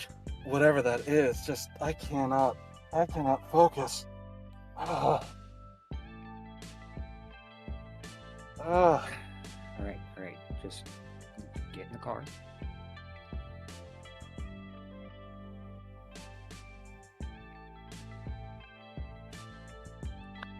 And Matt will communicate to Bella.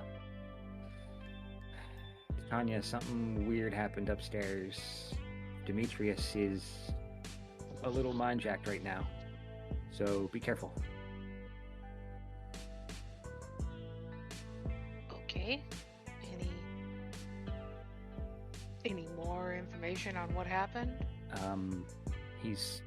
There was a flash. I didn't notice anything, but it screwed him up. He said something about a person hanging. And we won't even get into the other part because apparently he doesn't have it. Okay.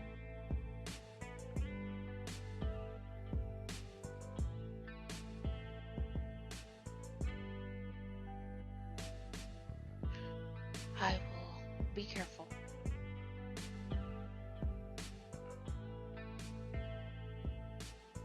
How's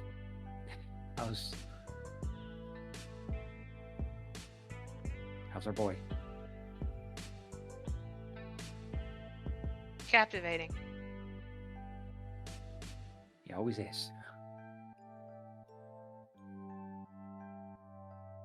He definitely has his Mark's attention. Well, so far so good then. That's the important part. Indeed. I should go. People might wonder why I'm talking to myself. That's fair. All right, if anything changes, let me know. I will.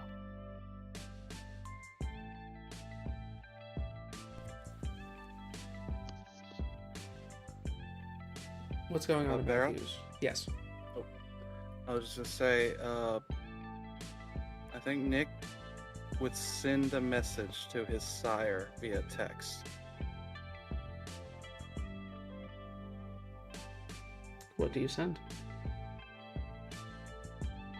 I've seen a sinner on a cross.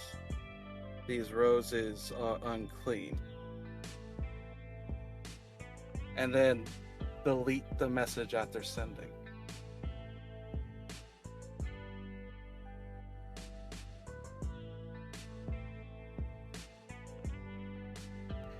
You do not get a response.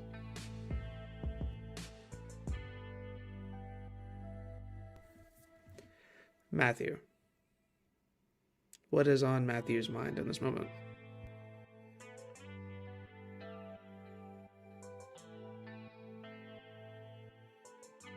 Well, he's thinking, had he gone immediately, he probably would have been right near or close to that window to, if not seen what was going on, possibly been seen in the flash. And now with Nick being out of his mind, or at least that's what he's getting the impression of, it's probably safe if he doesn't leave him, just in case. And so far, he hasn't heard from Grei, but that's a good thing. And Bella relayed calmly that things were okay, so he's going to just let them go and see what happens.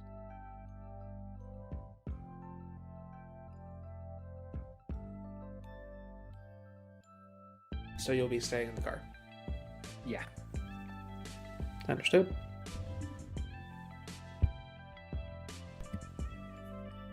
We shift back over to the party.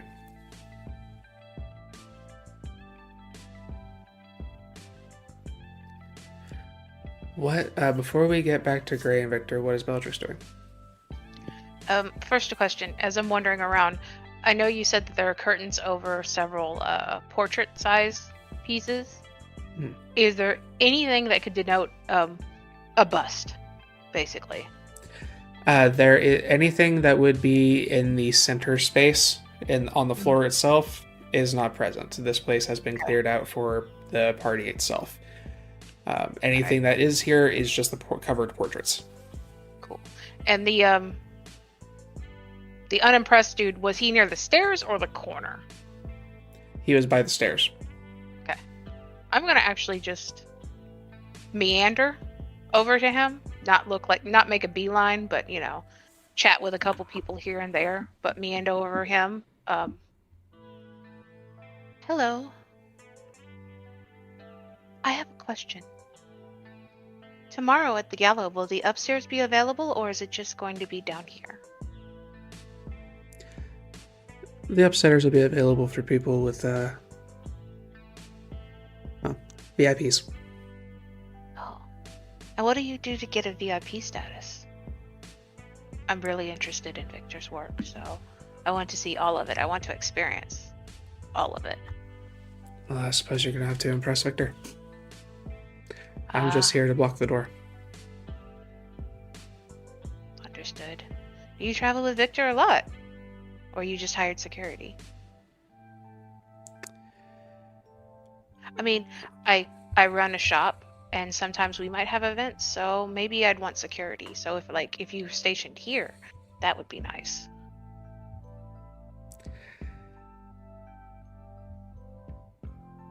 I don't think that I don't think our security is necessarily what you're looking for. Understood. Well, I'm gonna go mingle some more. I look forward to tomorrow. Perhaps I'll make it into the VIP one way or another. If not me, perhaps my companion. I'll look over to Grei. He seems to have taken Venture's attention. Well, if you're here with him, you probably won't have too much difficulty. I'm thinking the same thing. It's a pleasure. I'll move on. Okay.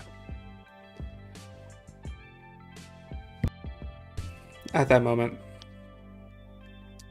we shift back to Grei and Victor.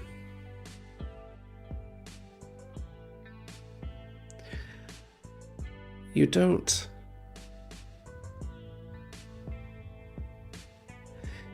come off as the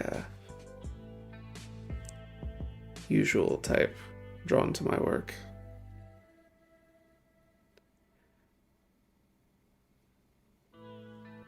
I have a taste to begin with for dark things. And Basil didn't spare any of my feelings when it came to exposing me to just how dark they could become. I'm going to make a roll.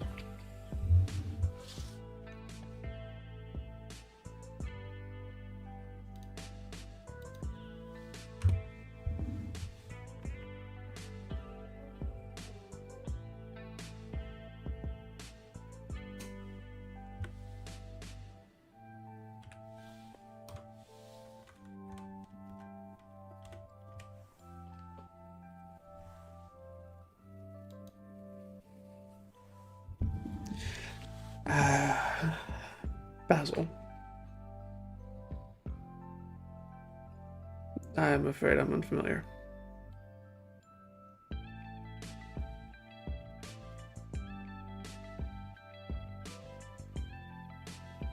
Well, just gonna pause real quick. All right. Technical difficulties. Sorry about that, everyone. With 2 successes, he kind of tilts his head. I am unfamiliar with Basil. Who is this? Oh, don't you know? I mentioned him the other night. You really didn't follow his work. Let me put it to you this way. One of his... First off, he didn't deal in photography like you do. His was more traditional. Oil painting. And having to hold particular poses, or be tied up in particular ways, or be kept in a cage for weeks. Not something that I'm unfamiliar with. When I'm telling you that I am going to be the best subject you've ever had, it's not arrogance.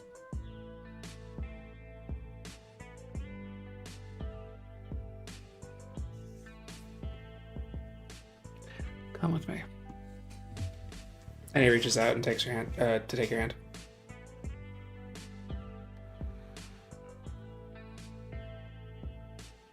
Oh, did it?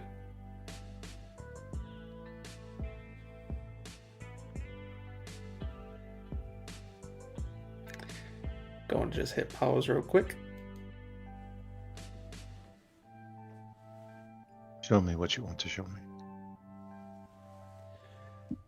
He takes your hand, and Bellatrix, you notice that Victor and Grei begin moving toward that door.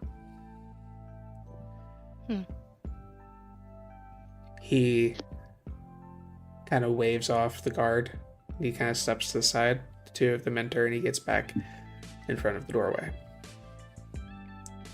Before we get to what's going on upstairs, what is Bellatrix doing? I'm moving to a place that doesn't have so many people and quietly murmuring, Victor's taking Grei upstairs. Perfect. Thank you.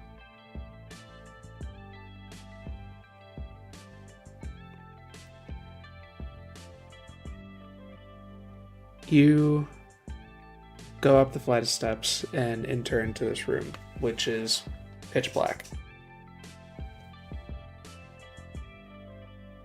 He walks over, puts his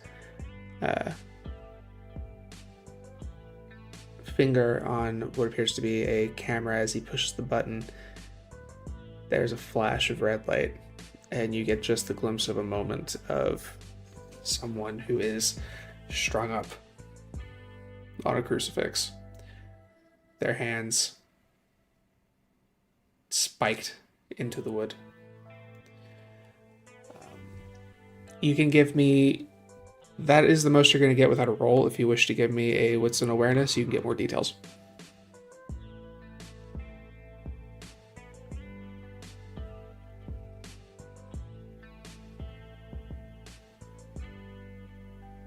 You muted. Definitely interested in more details.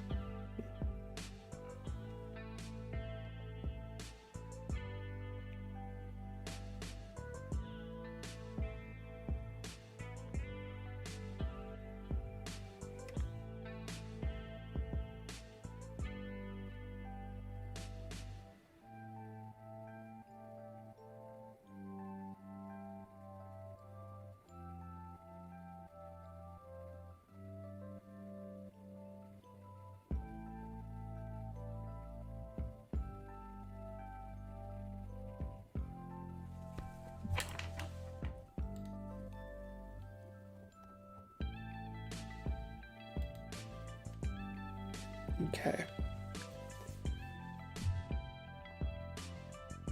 In that flash, You recognize the person. A young man. Very beautiful, physically speaking. You recognize him from pictures that you guys saw the week before when you were evaluating his work. In fact, it's his most recent shoot. And it's the only shoot that this one has been in so far. He is carved on his chest, down his arms. He has a bite mark on his neck that still drips down his chest. There is a slight incision that just frames the jaw across the chin, wrapping up around the other ear.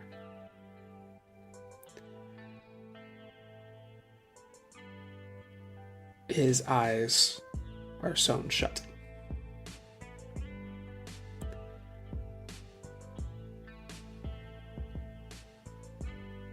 They do appear to be a corpse on the crucifix.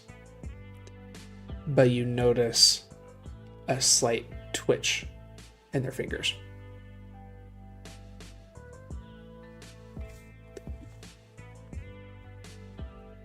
When you turn back from that flash of light, from seeing that, Victor has lit a candle that kind of creates a dim light, which Matthew and Nick, you'd be able to see from the car, the silhouettes of the two of them moving about.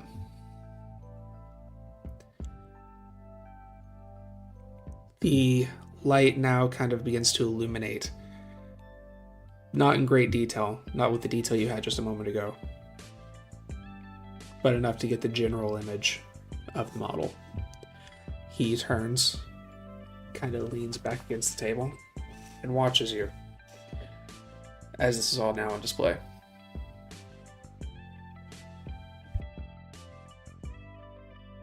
Step towards the model. Make my way around the installation.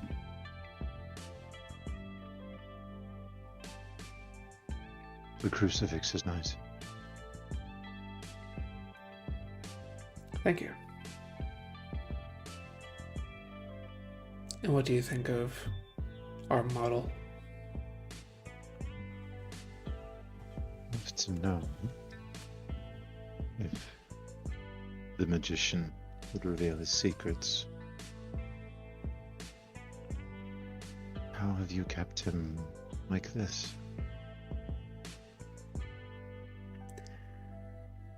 You can't use Kine for my work.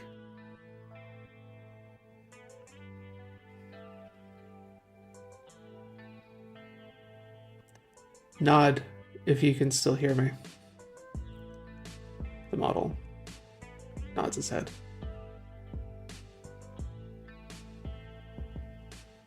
It's exquisite. Almost perfect.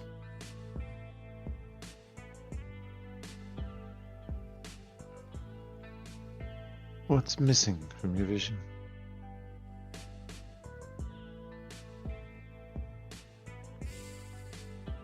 The model's not quite right yet.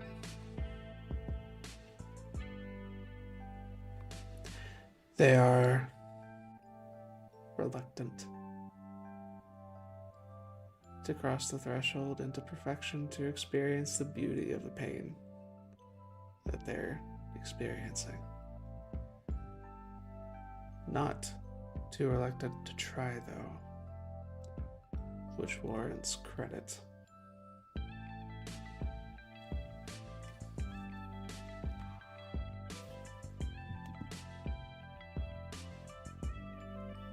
I will never hesitate.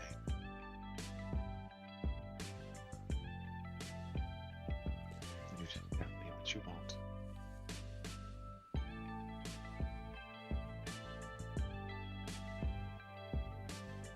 We'll grab his hand.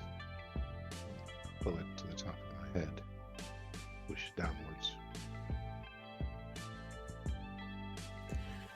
as He far as you want to go. grips your hair, pulls you back up, smiles and slowly backs you over to the model, and presses your head on his shoulder. Drink. And he steps back, leans on the table. Don't drink. I told Matt I'm not going to fail. How much do you drink? Enough until Victor appears satisfied. You begin to drink. 1 hunger. 2. 3. 4. You can feel the model becoming weak. You can feel them start to struggle against their restraints. And Victor's just watching you closely.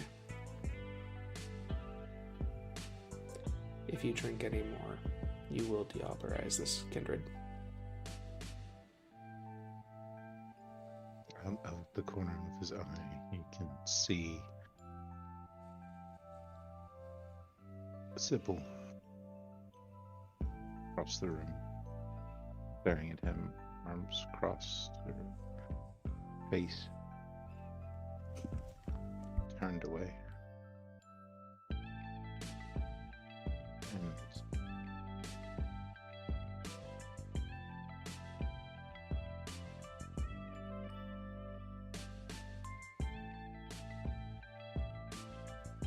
as much as he does not want to continue, he's not sure where Matt is and does not want to give him away.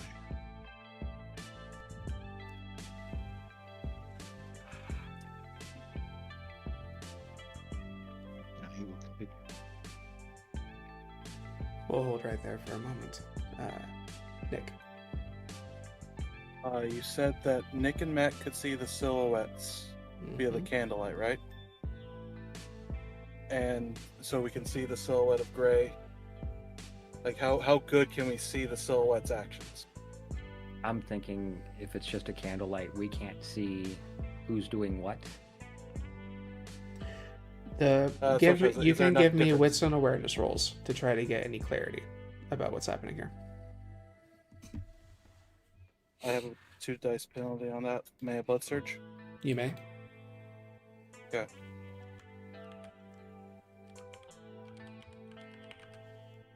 He's at 3 hunger.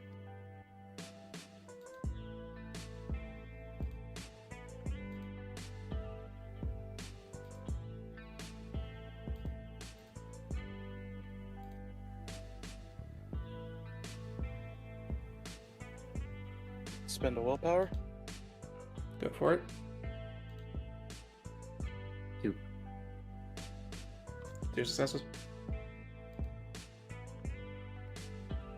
4 successes with a possible failure.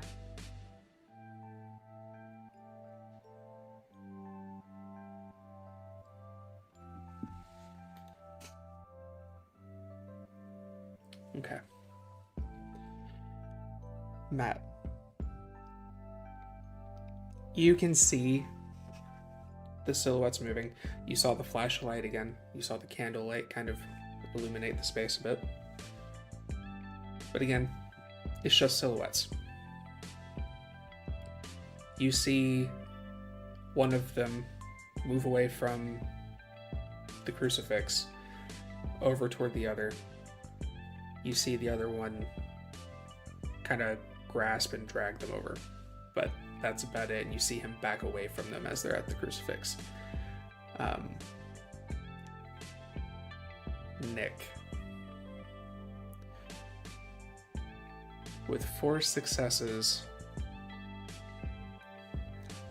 I don't think it's much of a reach for you to be able to conclude that he might be drinking.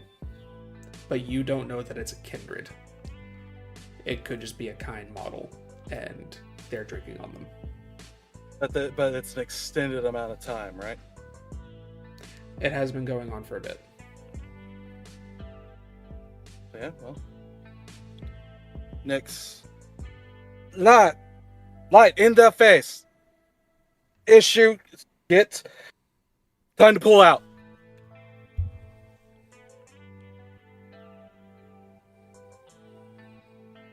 He's going to kill whoever that is. You could see who it was, or I don't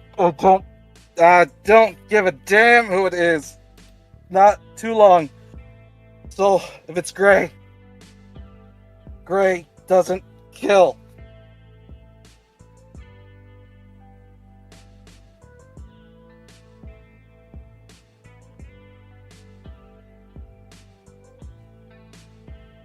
No time.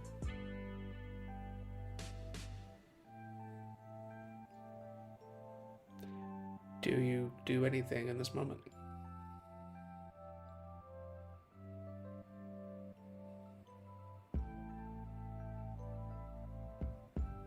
Matt's gonna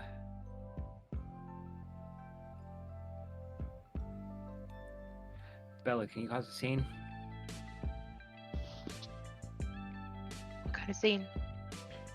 Something that's gonna draw Victor's attention. Something shitty's going on upstairs. Give me a moment. Need to stop him now. Too long. Going to die. And Beara, is there enough sightline to share the senses whoever's drinking? The individual.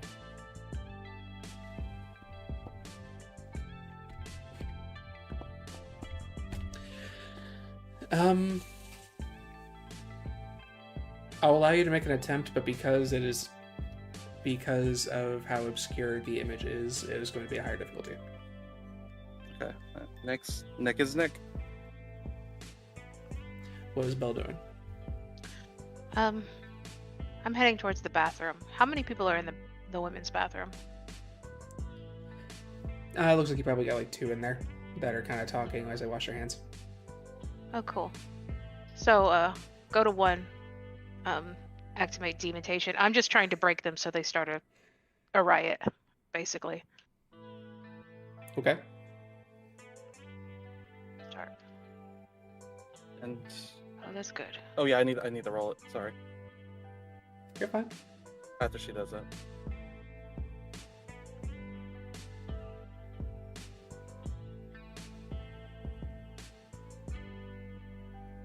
Four successes. 4 successes. Okay. And after each one that I used invitation on, I can roll for both of them if you want me to. I need to make it. Actually, it says if I do multiple people, I just need to make an extra rouse check, so I'll do that. Yeah, that's fine. Oh yeah. Looks like Woohoo! a Hunger at 4. I'm gonna be hungry. And afterwards, with both of them, cloud memory. You don't remember I was here. Okay. And then send them out to go do crazy shit.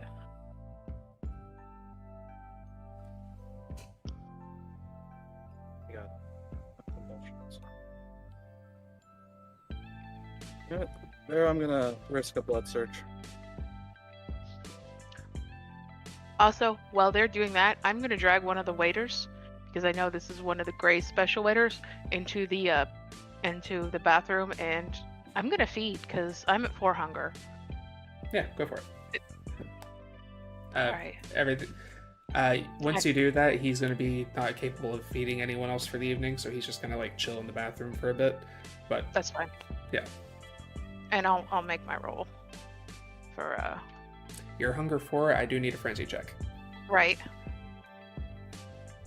And I'm gonna burn 1 willpower. Sure thing.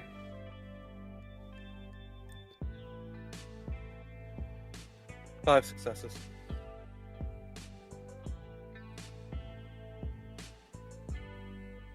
Can't really roll frenzy checks. 2 successes.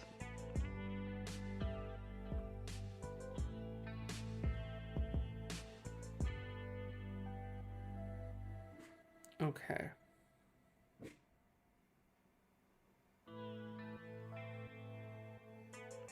2 successes.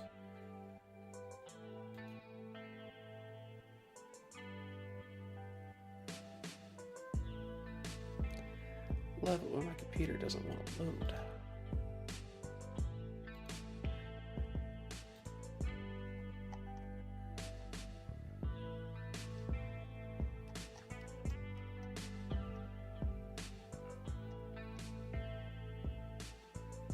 There it goes.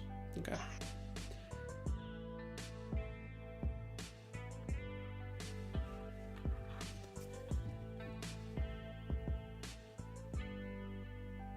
You begin to frenzy. You can burn a willpower to try to not lose yourself in this moment and try to evacuate the scene. Or let the beast finish satisfying its hunger. I'm gonna let the beast satisfy its hunger.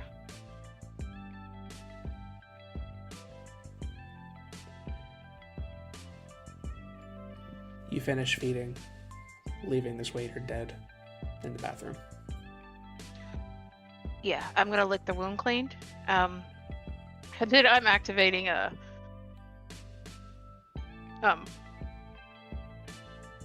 unseen passage. And I'm getting the fuck out. Or Yeah. Yeah. Okay. Not too difficult, because about this moment, 2 women have just stepped outside and absolutely lost their shit. There's a large commotion as things are starting to get rather aggressive and violent downstairs. Nick. High or low? Go low this time.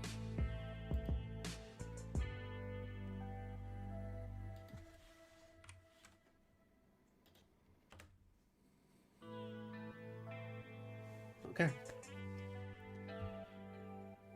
You share the senses. It's not a strong connection. You see darkness. You don't see anything, but you can feel. You can feel the fangs in your neck.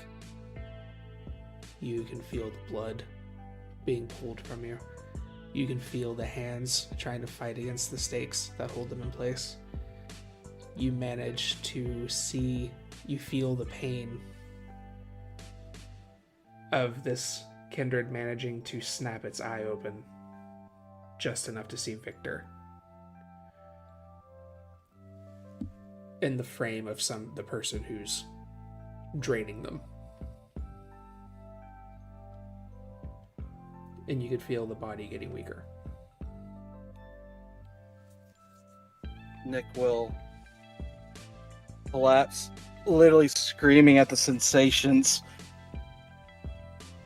Eight blind him! And I will say he collapses, just racked with the pain, trying to hold on. Give me top of composure and everything else. resolve. Okay. And that is a 2-dice penalty.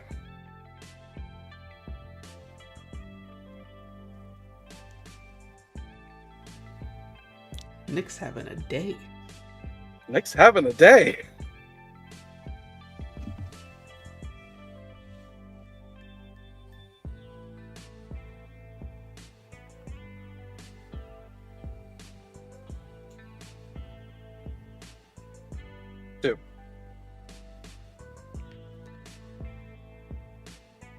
Before you collapse, you take 2 aggravated willpower damage. Is that's on top of superficial, or is it added as like 2 boxes are just gone with 3 superficial? Correct. Okay.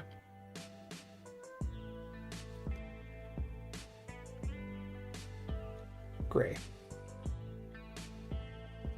Yes. You hear a commotion downstairs. You hear what sounds like violent crashing. The music has stopped.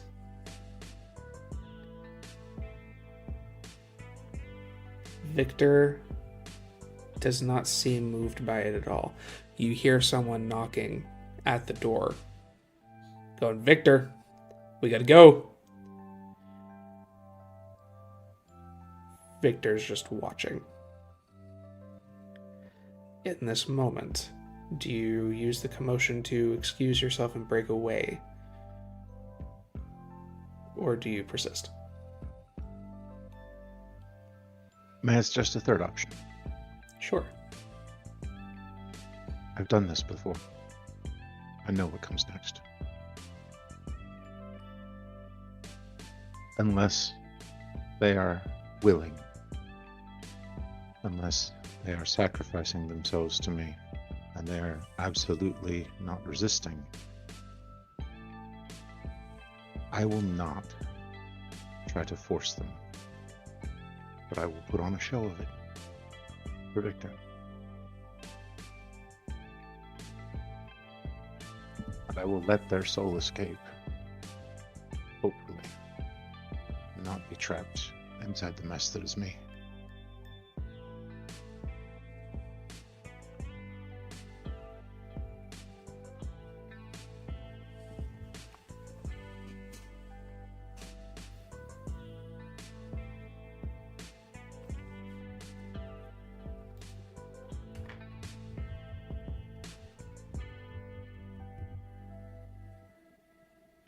Okay.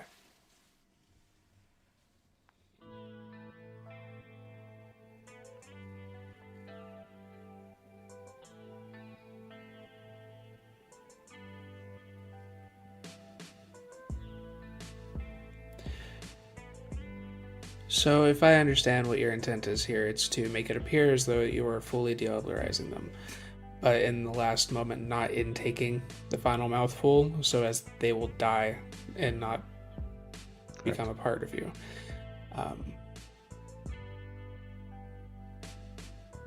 Okay. Give me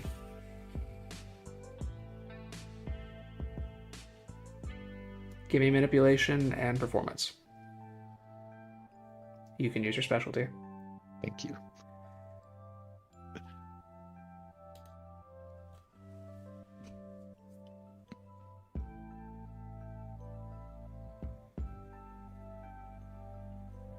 And I am going to blood search here. Sure. Vic doesn't know where the blood is flowing or how the blood is flowing, but he might know that the blood is flowing. I'm going to put on a full show of it, but I'm going to blood search in order to make it easier to fool him.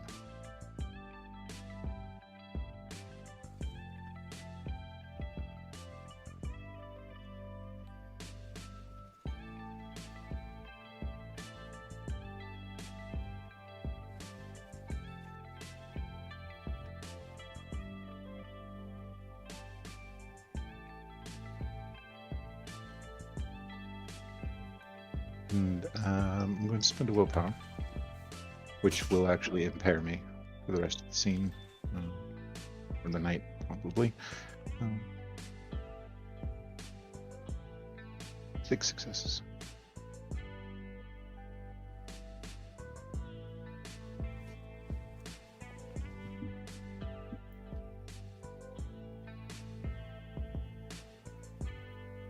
You pull the last of the blood.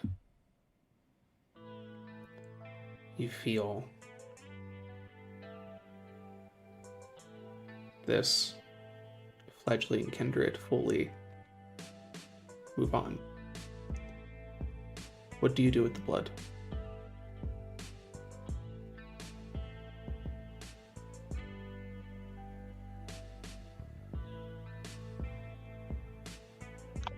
I will look up at Victor and grin.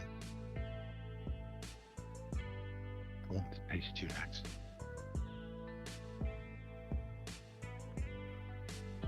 And I will let the blood run a bit.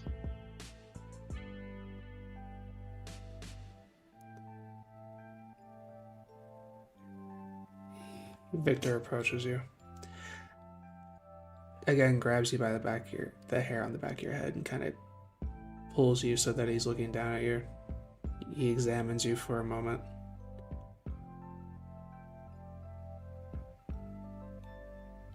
And then, with a very sadistic grin, he pulls you back up and kisses you.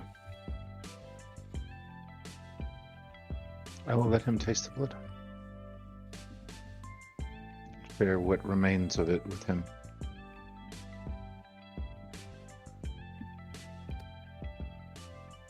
After a moment, the door gets knocked down as the guard from downstairs steps in. Victor, the party's over. We have to go. Victor pulls away from you, stares at the security, licks the blood off his lips and smiles. I expect to see you tomorrow. Wouldn't miss it for anything. He turns, backs away, and leaves with the guard.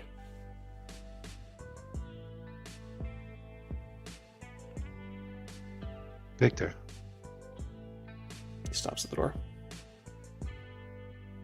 I have to know what the encore is going to be. Grin at him. Give him a big, broad smile. He stares at you for a moment. And he continues walking.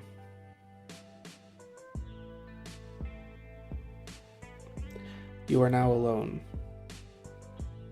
on the second floor of this building.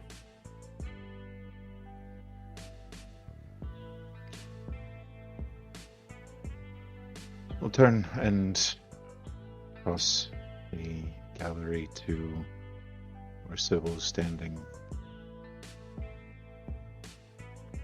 I kept my promise.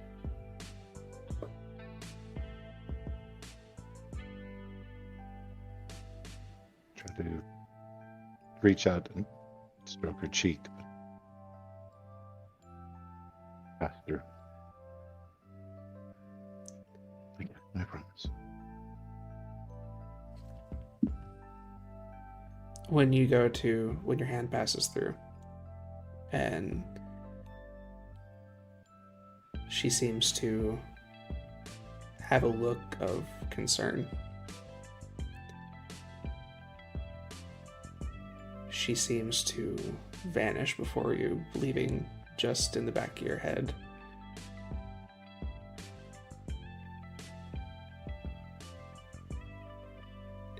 are these promises worth the cost?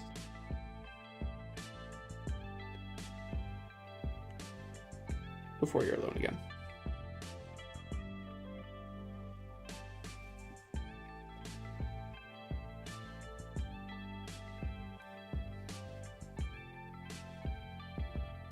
He won't answer that question.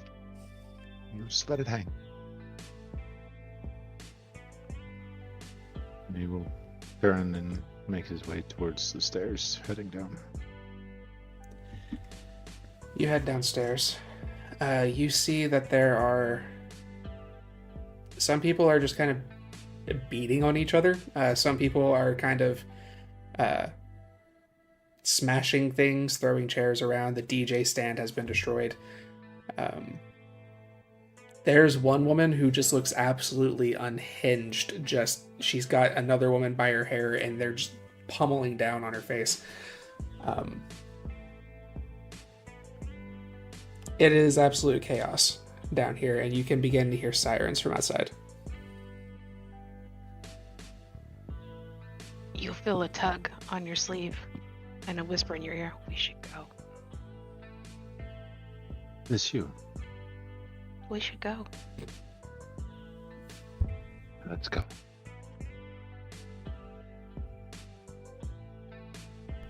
We're expected back tomorrow. Mission accomplished.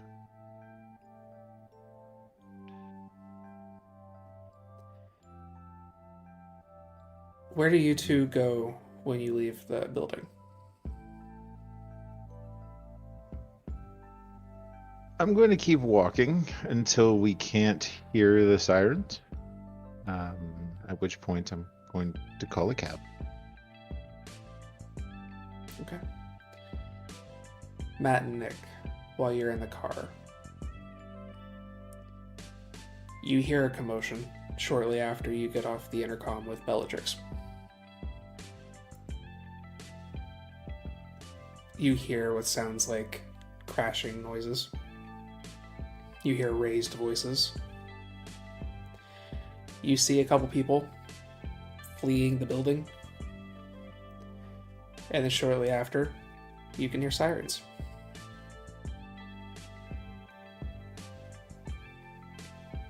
You do notice it doesn't look like the noises at the time that they happened. Grei was still attached to the kindred. Was for another couple moments. And then you saw the two embrace each other.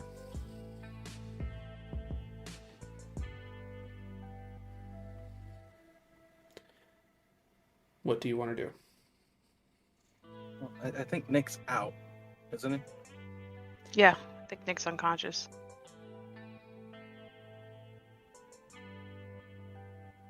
I know you said you dropped. Collapsed, yeah. If you would, yeah, we could say that happened. It would make sense in my mind. Sure. Did Matt. Nick collapse in the car? Yes. Absolutely. Yes. Good.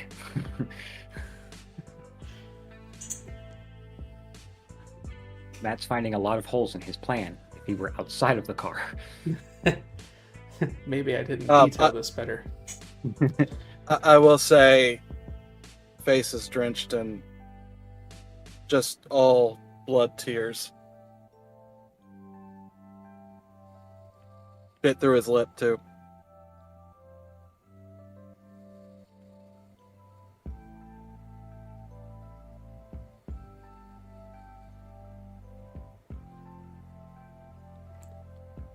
All right. Well, they are playing our song. He's going to. He didn't see if they left. He doesn't know that Grei and Bella are gone.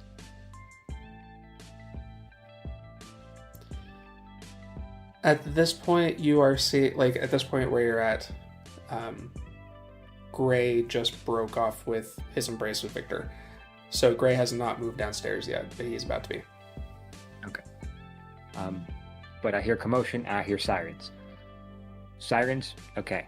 They are playing our song. Nick, shit. The one downside of New York, not everybody drives. He's going to attempt to drive. Okay. Let's see.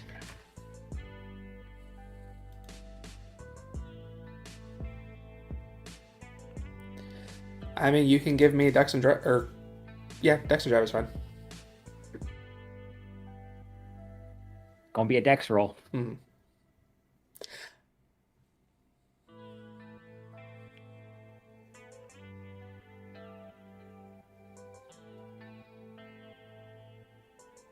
I can blood surge. Sure.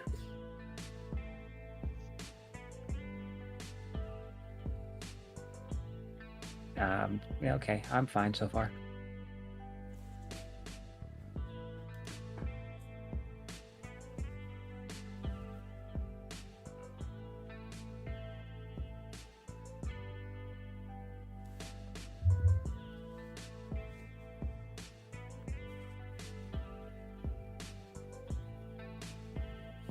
Oh, okay, I get a critical success with 5.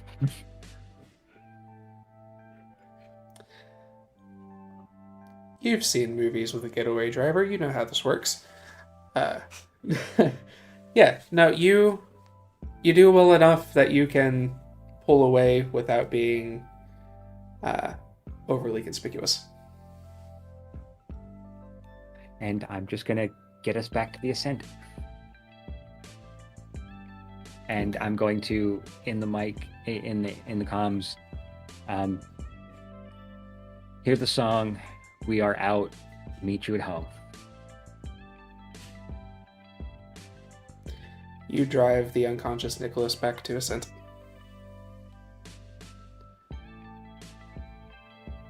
Do you guys, Belle and Grei, discuss anything while in the cab, or do you wait till you arrive at your home? Grei is, again, uncharacteristically quiet and is just staring out the window.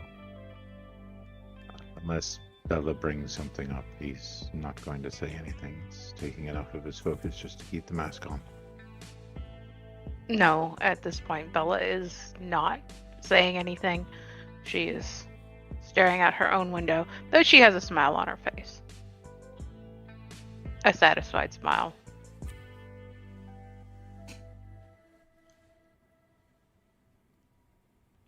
You make it back to the ascent. I'll say, Nick, your compulsion has passed, and you're rousing. You all reconvene in your typical meeting area. I will pass the scene to you.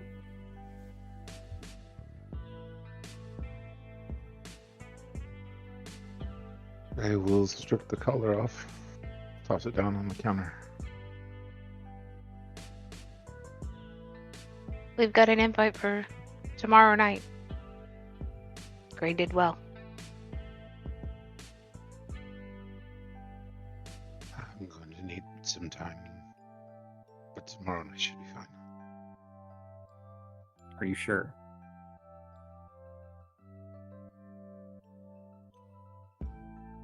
He will flash that broad smile again.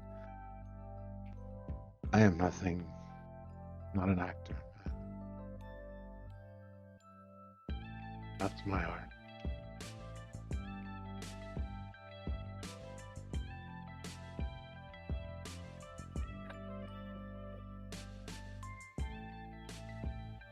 You arrogant bastard.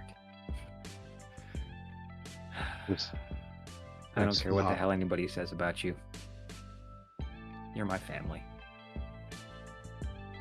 Let's just not talk about it for a while. Yeah.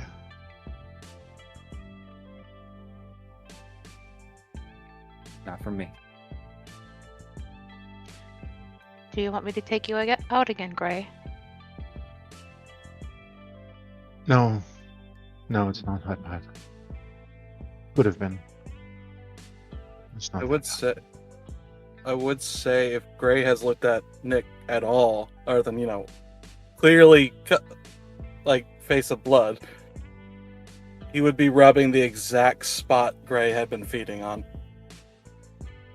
and he's just 1,000 yards staring. Nick, maybe you should get a rag. Are you all right? Something happened in the car? You know what?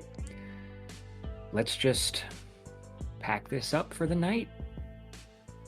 We all got out alive. We can discuss this later. We're all... Bella, I'm guessing that Barnum and Bailey's was you. Fantastic. Well, hopefully there'll be a gala tomorrow, depending on what the police do and stuff. But that's Victor's place, so he's gonna need to figure that out. And if it gives Grei a couple days, that's fine too. That's true. We might have delayed this. We might have it locked down. If it's locked down, I can deal with that. That means no boogeyman and no Victor. Speaking of that, Beara, in the time that I had up there without Victor, thinking back, is the bust up there? Could I make it out? Okay. So it's likely that the objects that are going to be on the floor display are likely being held somewhere else. But I will say you noticed in the top floor while you were there, this room had a very different decor than downstairs. The room upstairs was very that is likely where it will be. That would be the best place to display very specific things. It wasn't there tonight, Matt, but it will be there tomorrow, I'm sure of it. I can't say I'm surprised. I was actually expecting that, because if he'd have had it on display somewhere, the artist never reveals the night before. So he's got it packed away. He's going to have it out tomorrow. Anything else? Did we learn? Like where it might be? No. It didn't seem like there was even really like a kitchens or downstairs or anything, like doorways to anything but upstairs, right? No, it's like if it was a situation where something needed to be cooked, there's the campus next door. This is just like a small little 2-story building that could be easily used for small gatherings. If it's not upstairs, it's not in that building. Got it. Perfect. Okay.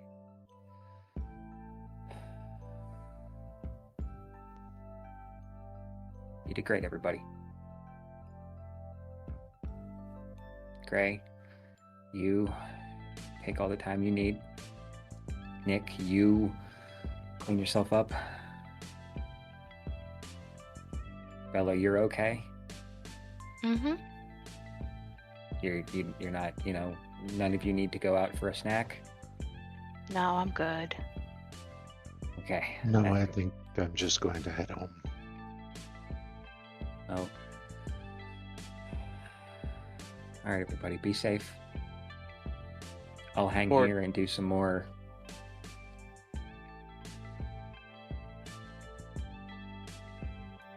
Before Grei leaves.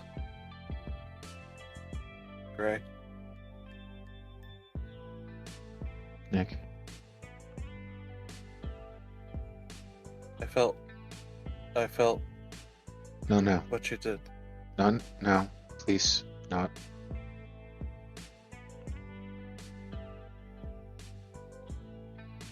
Let it keep.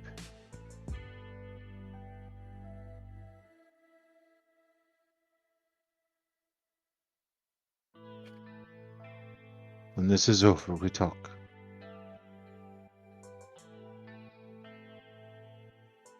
Agreed?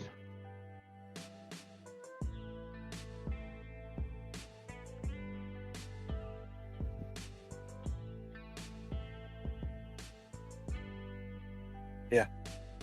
Grei will actually hold his hand out.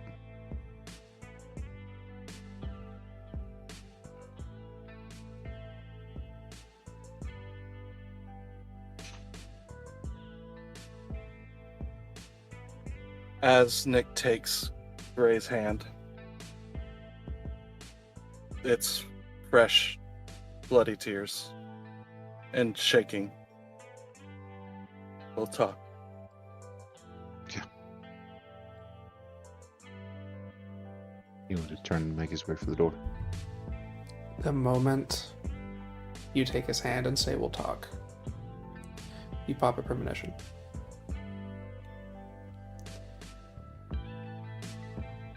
It's not as in-depth as some of the others. It's almost more of a quick little flash of multiple sets of hands on the arms, shoulders, gripping tightly, and then finally a pair holding a chokehold around Grei's neck, and then done. Under his breath, as Grei's turning to leave, he will bare fangs. I will chop off your fucking hands that hold so tightly.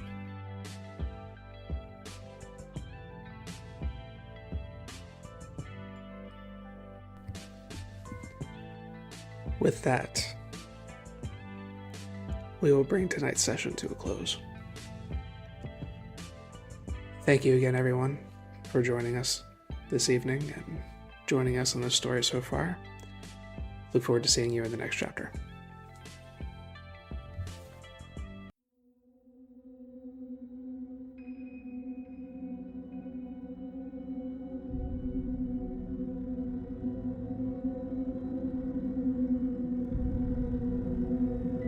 This has been a St. Petersburg by Night production. Bloody Strings is produced in agreement with the World of Darkness and Dark Pact.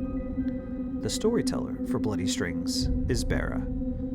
Tonight's characters were voiced by Truckexe, Lekar, Noree, and Kyrie. Visit our website at stpbynight.com for more information about all of our productions and how you can become part of our community. Thank you for listening, and until next time, fangs, stakes, and claws out.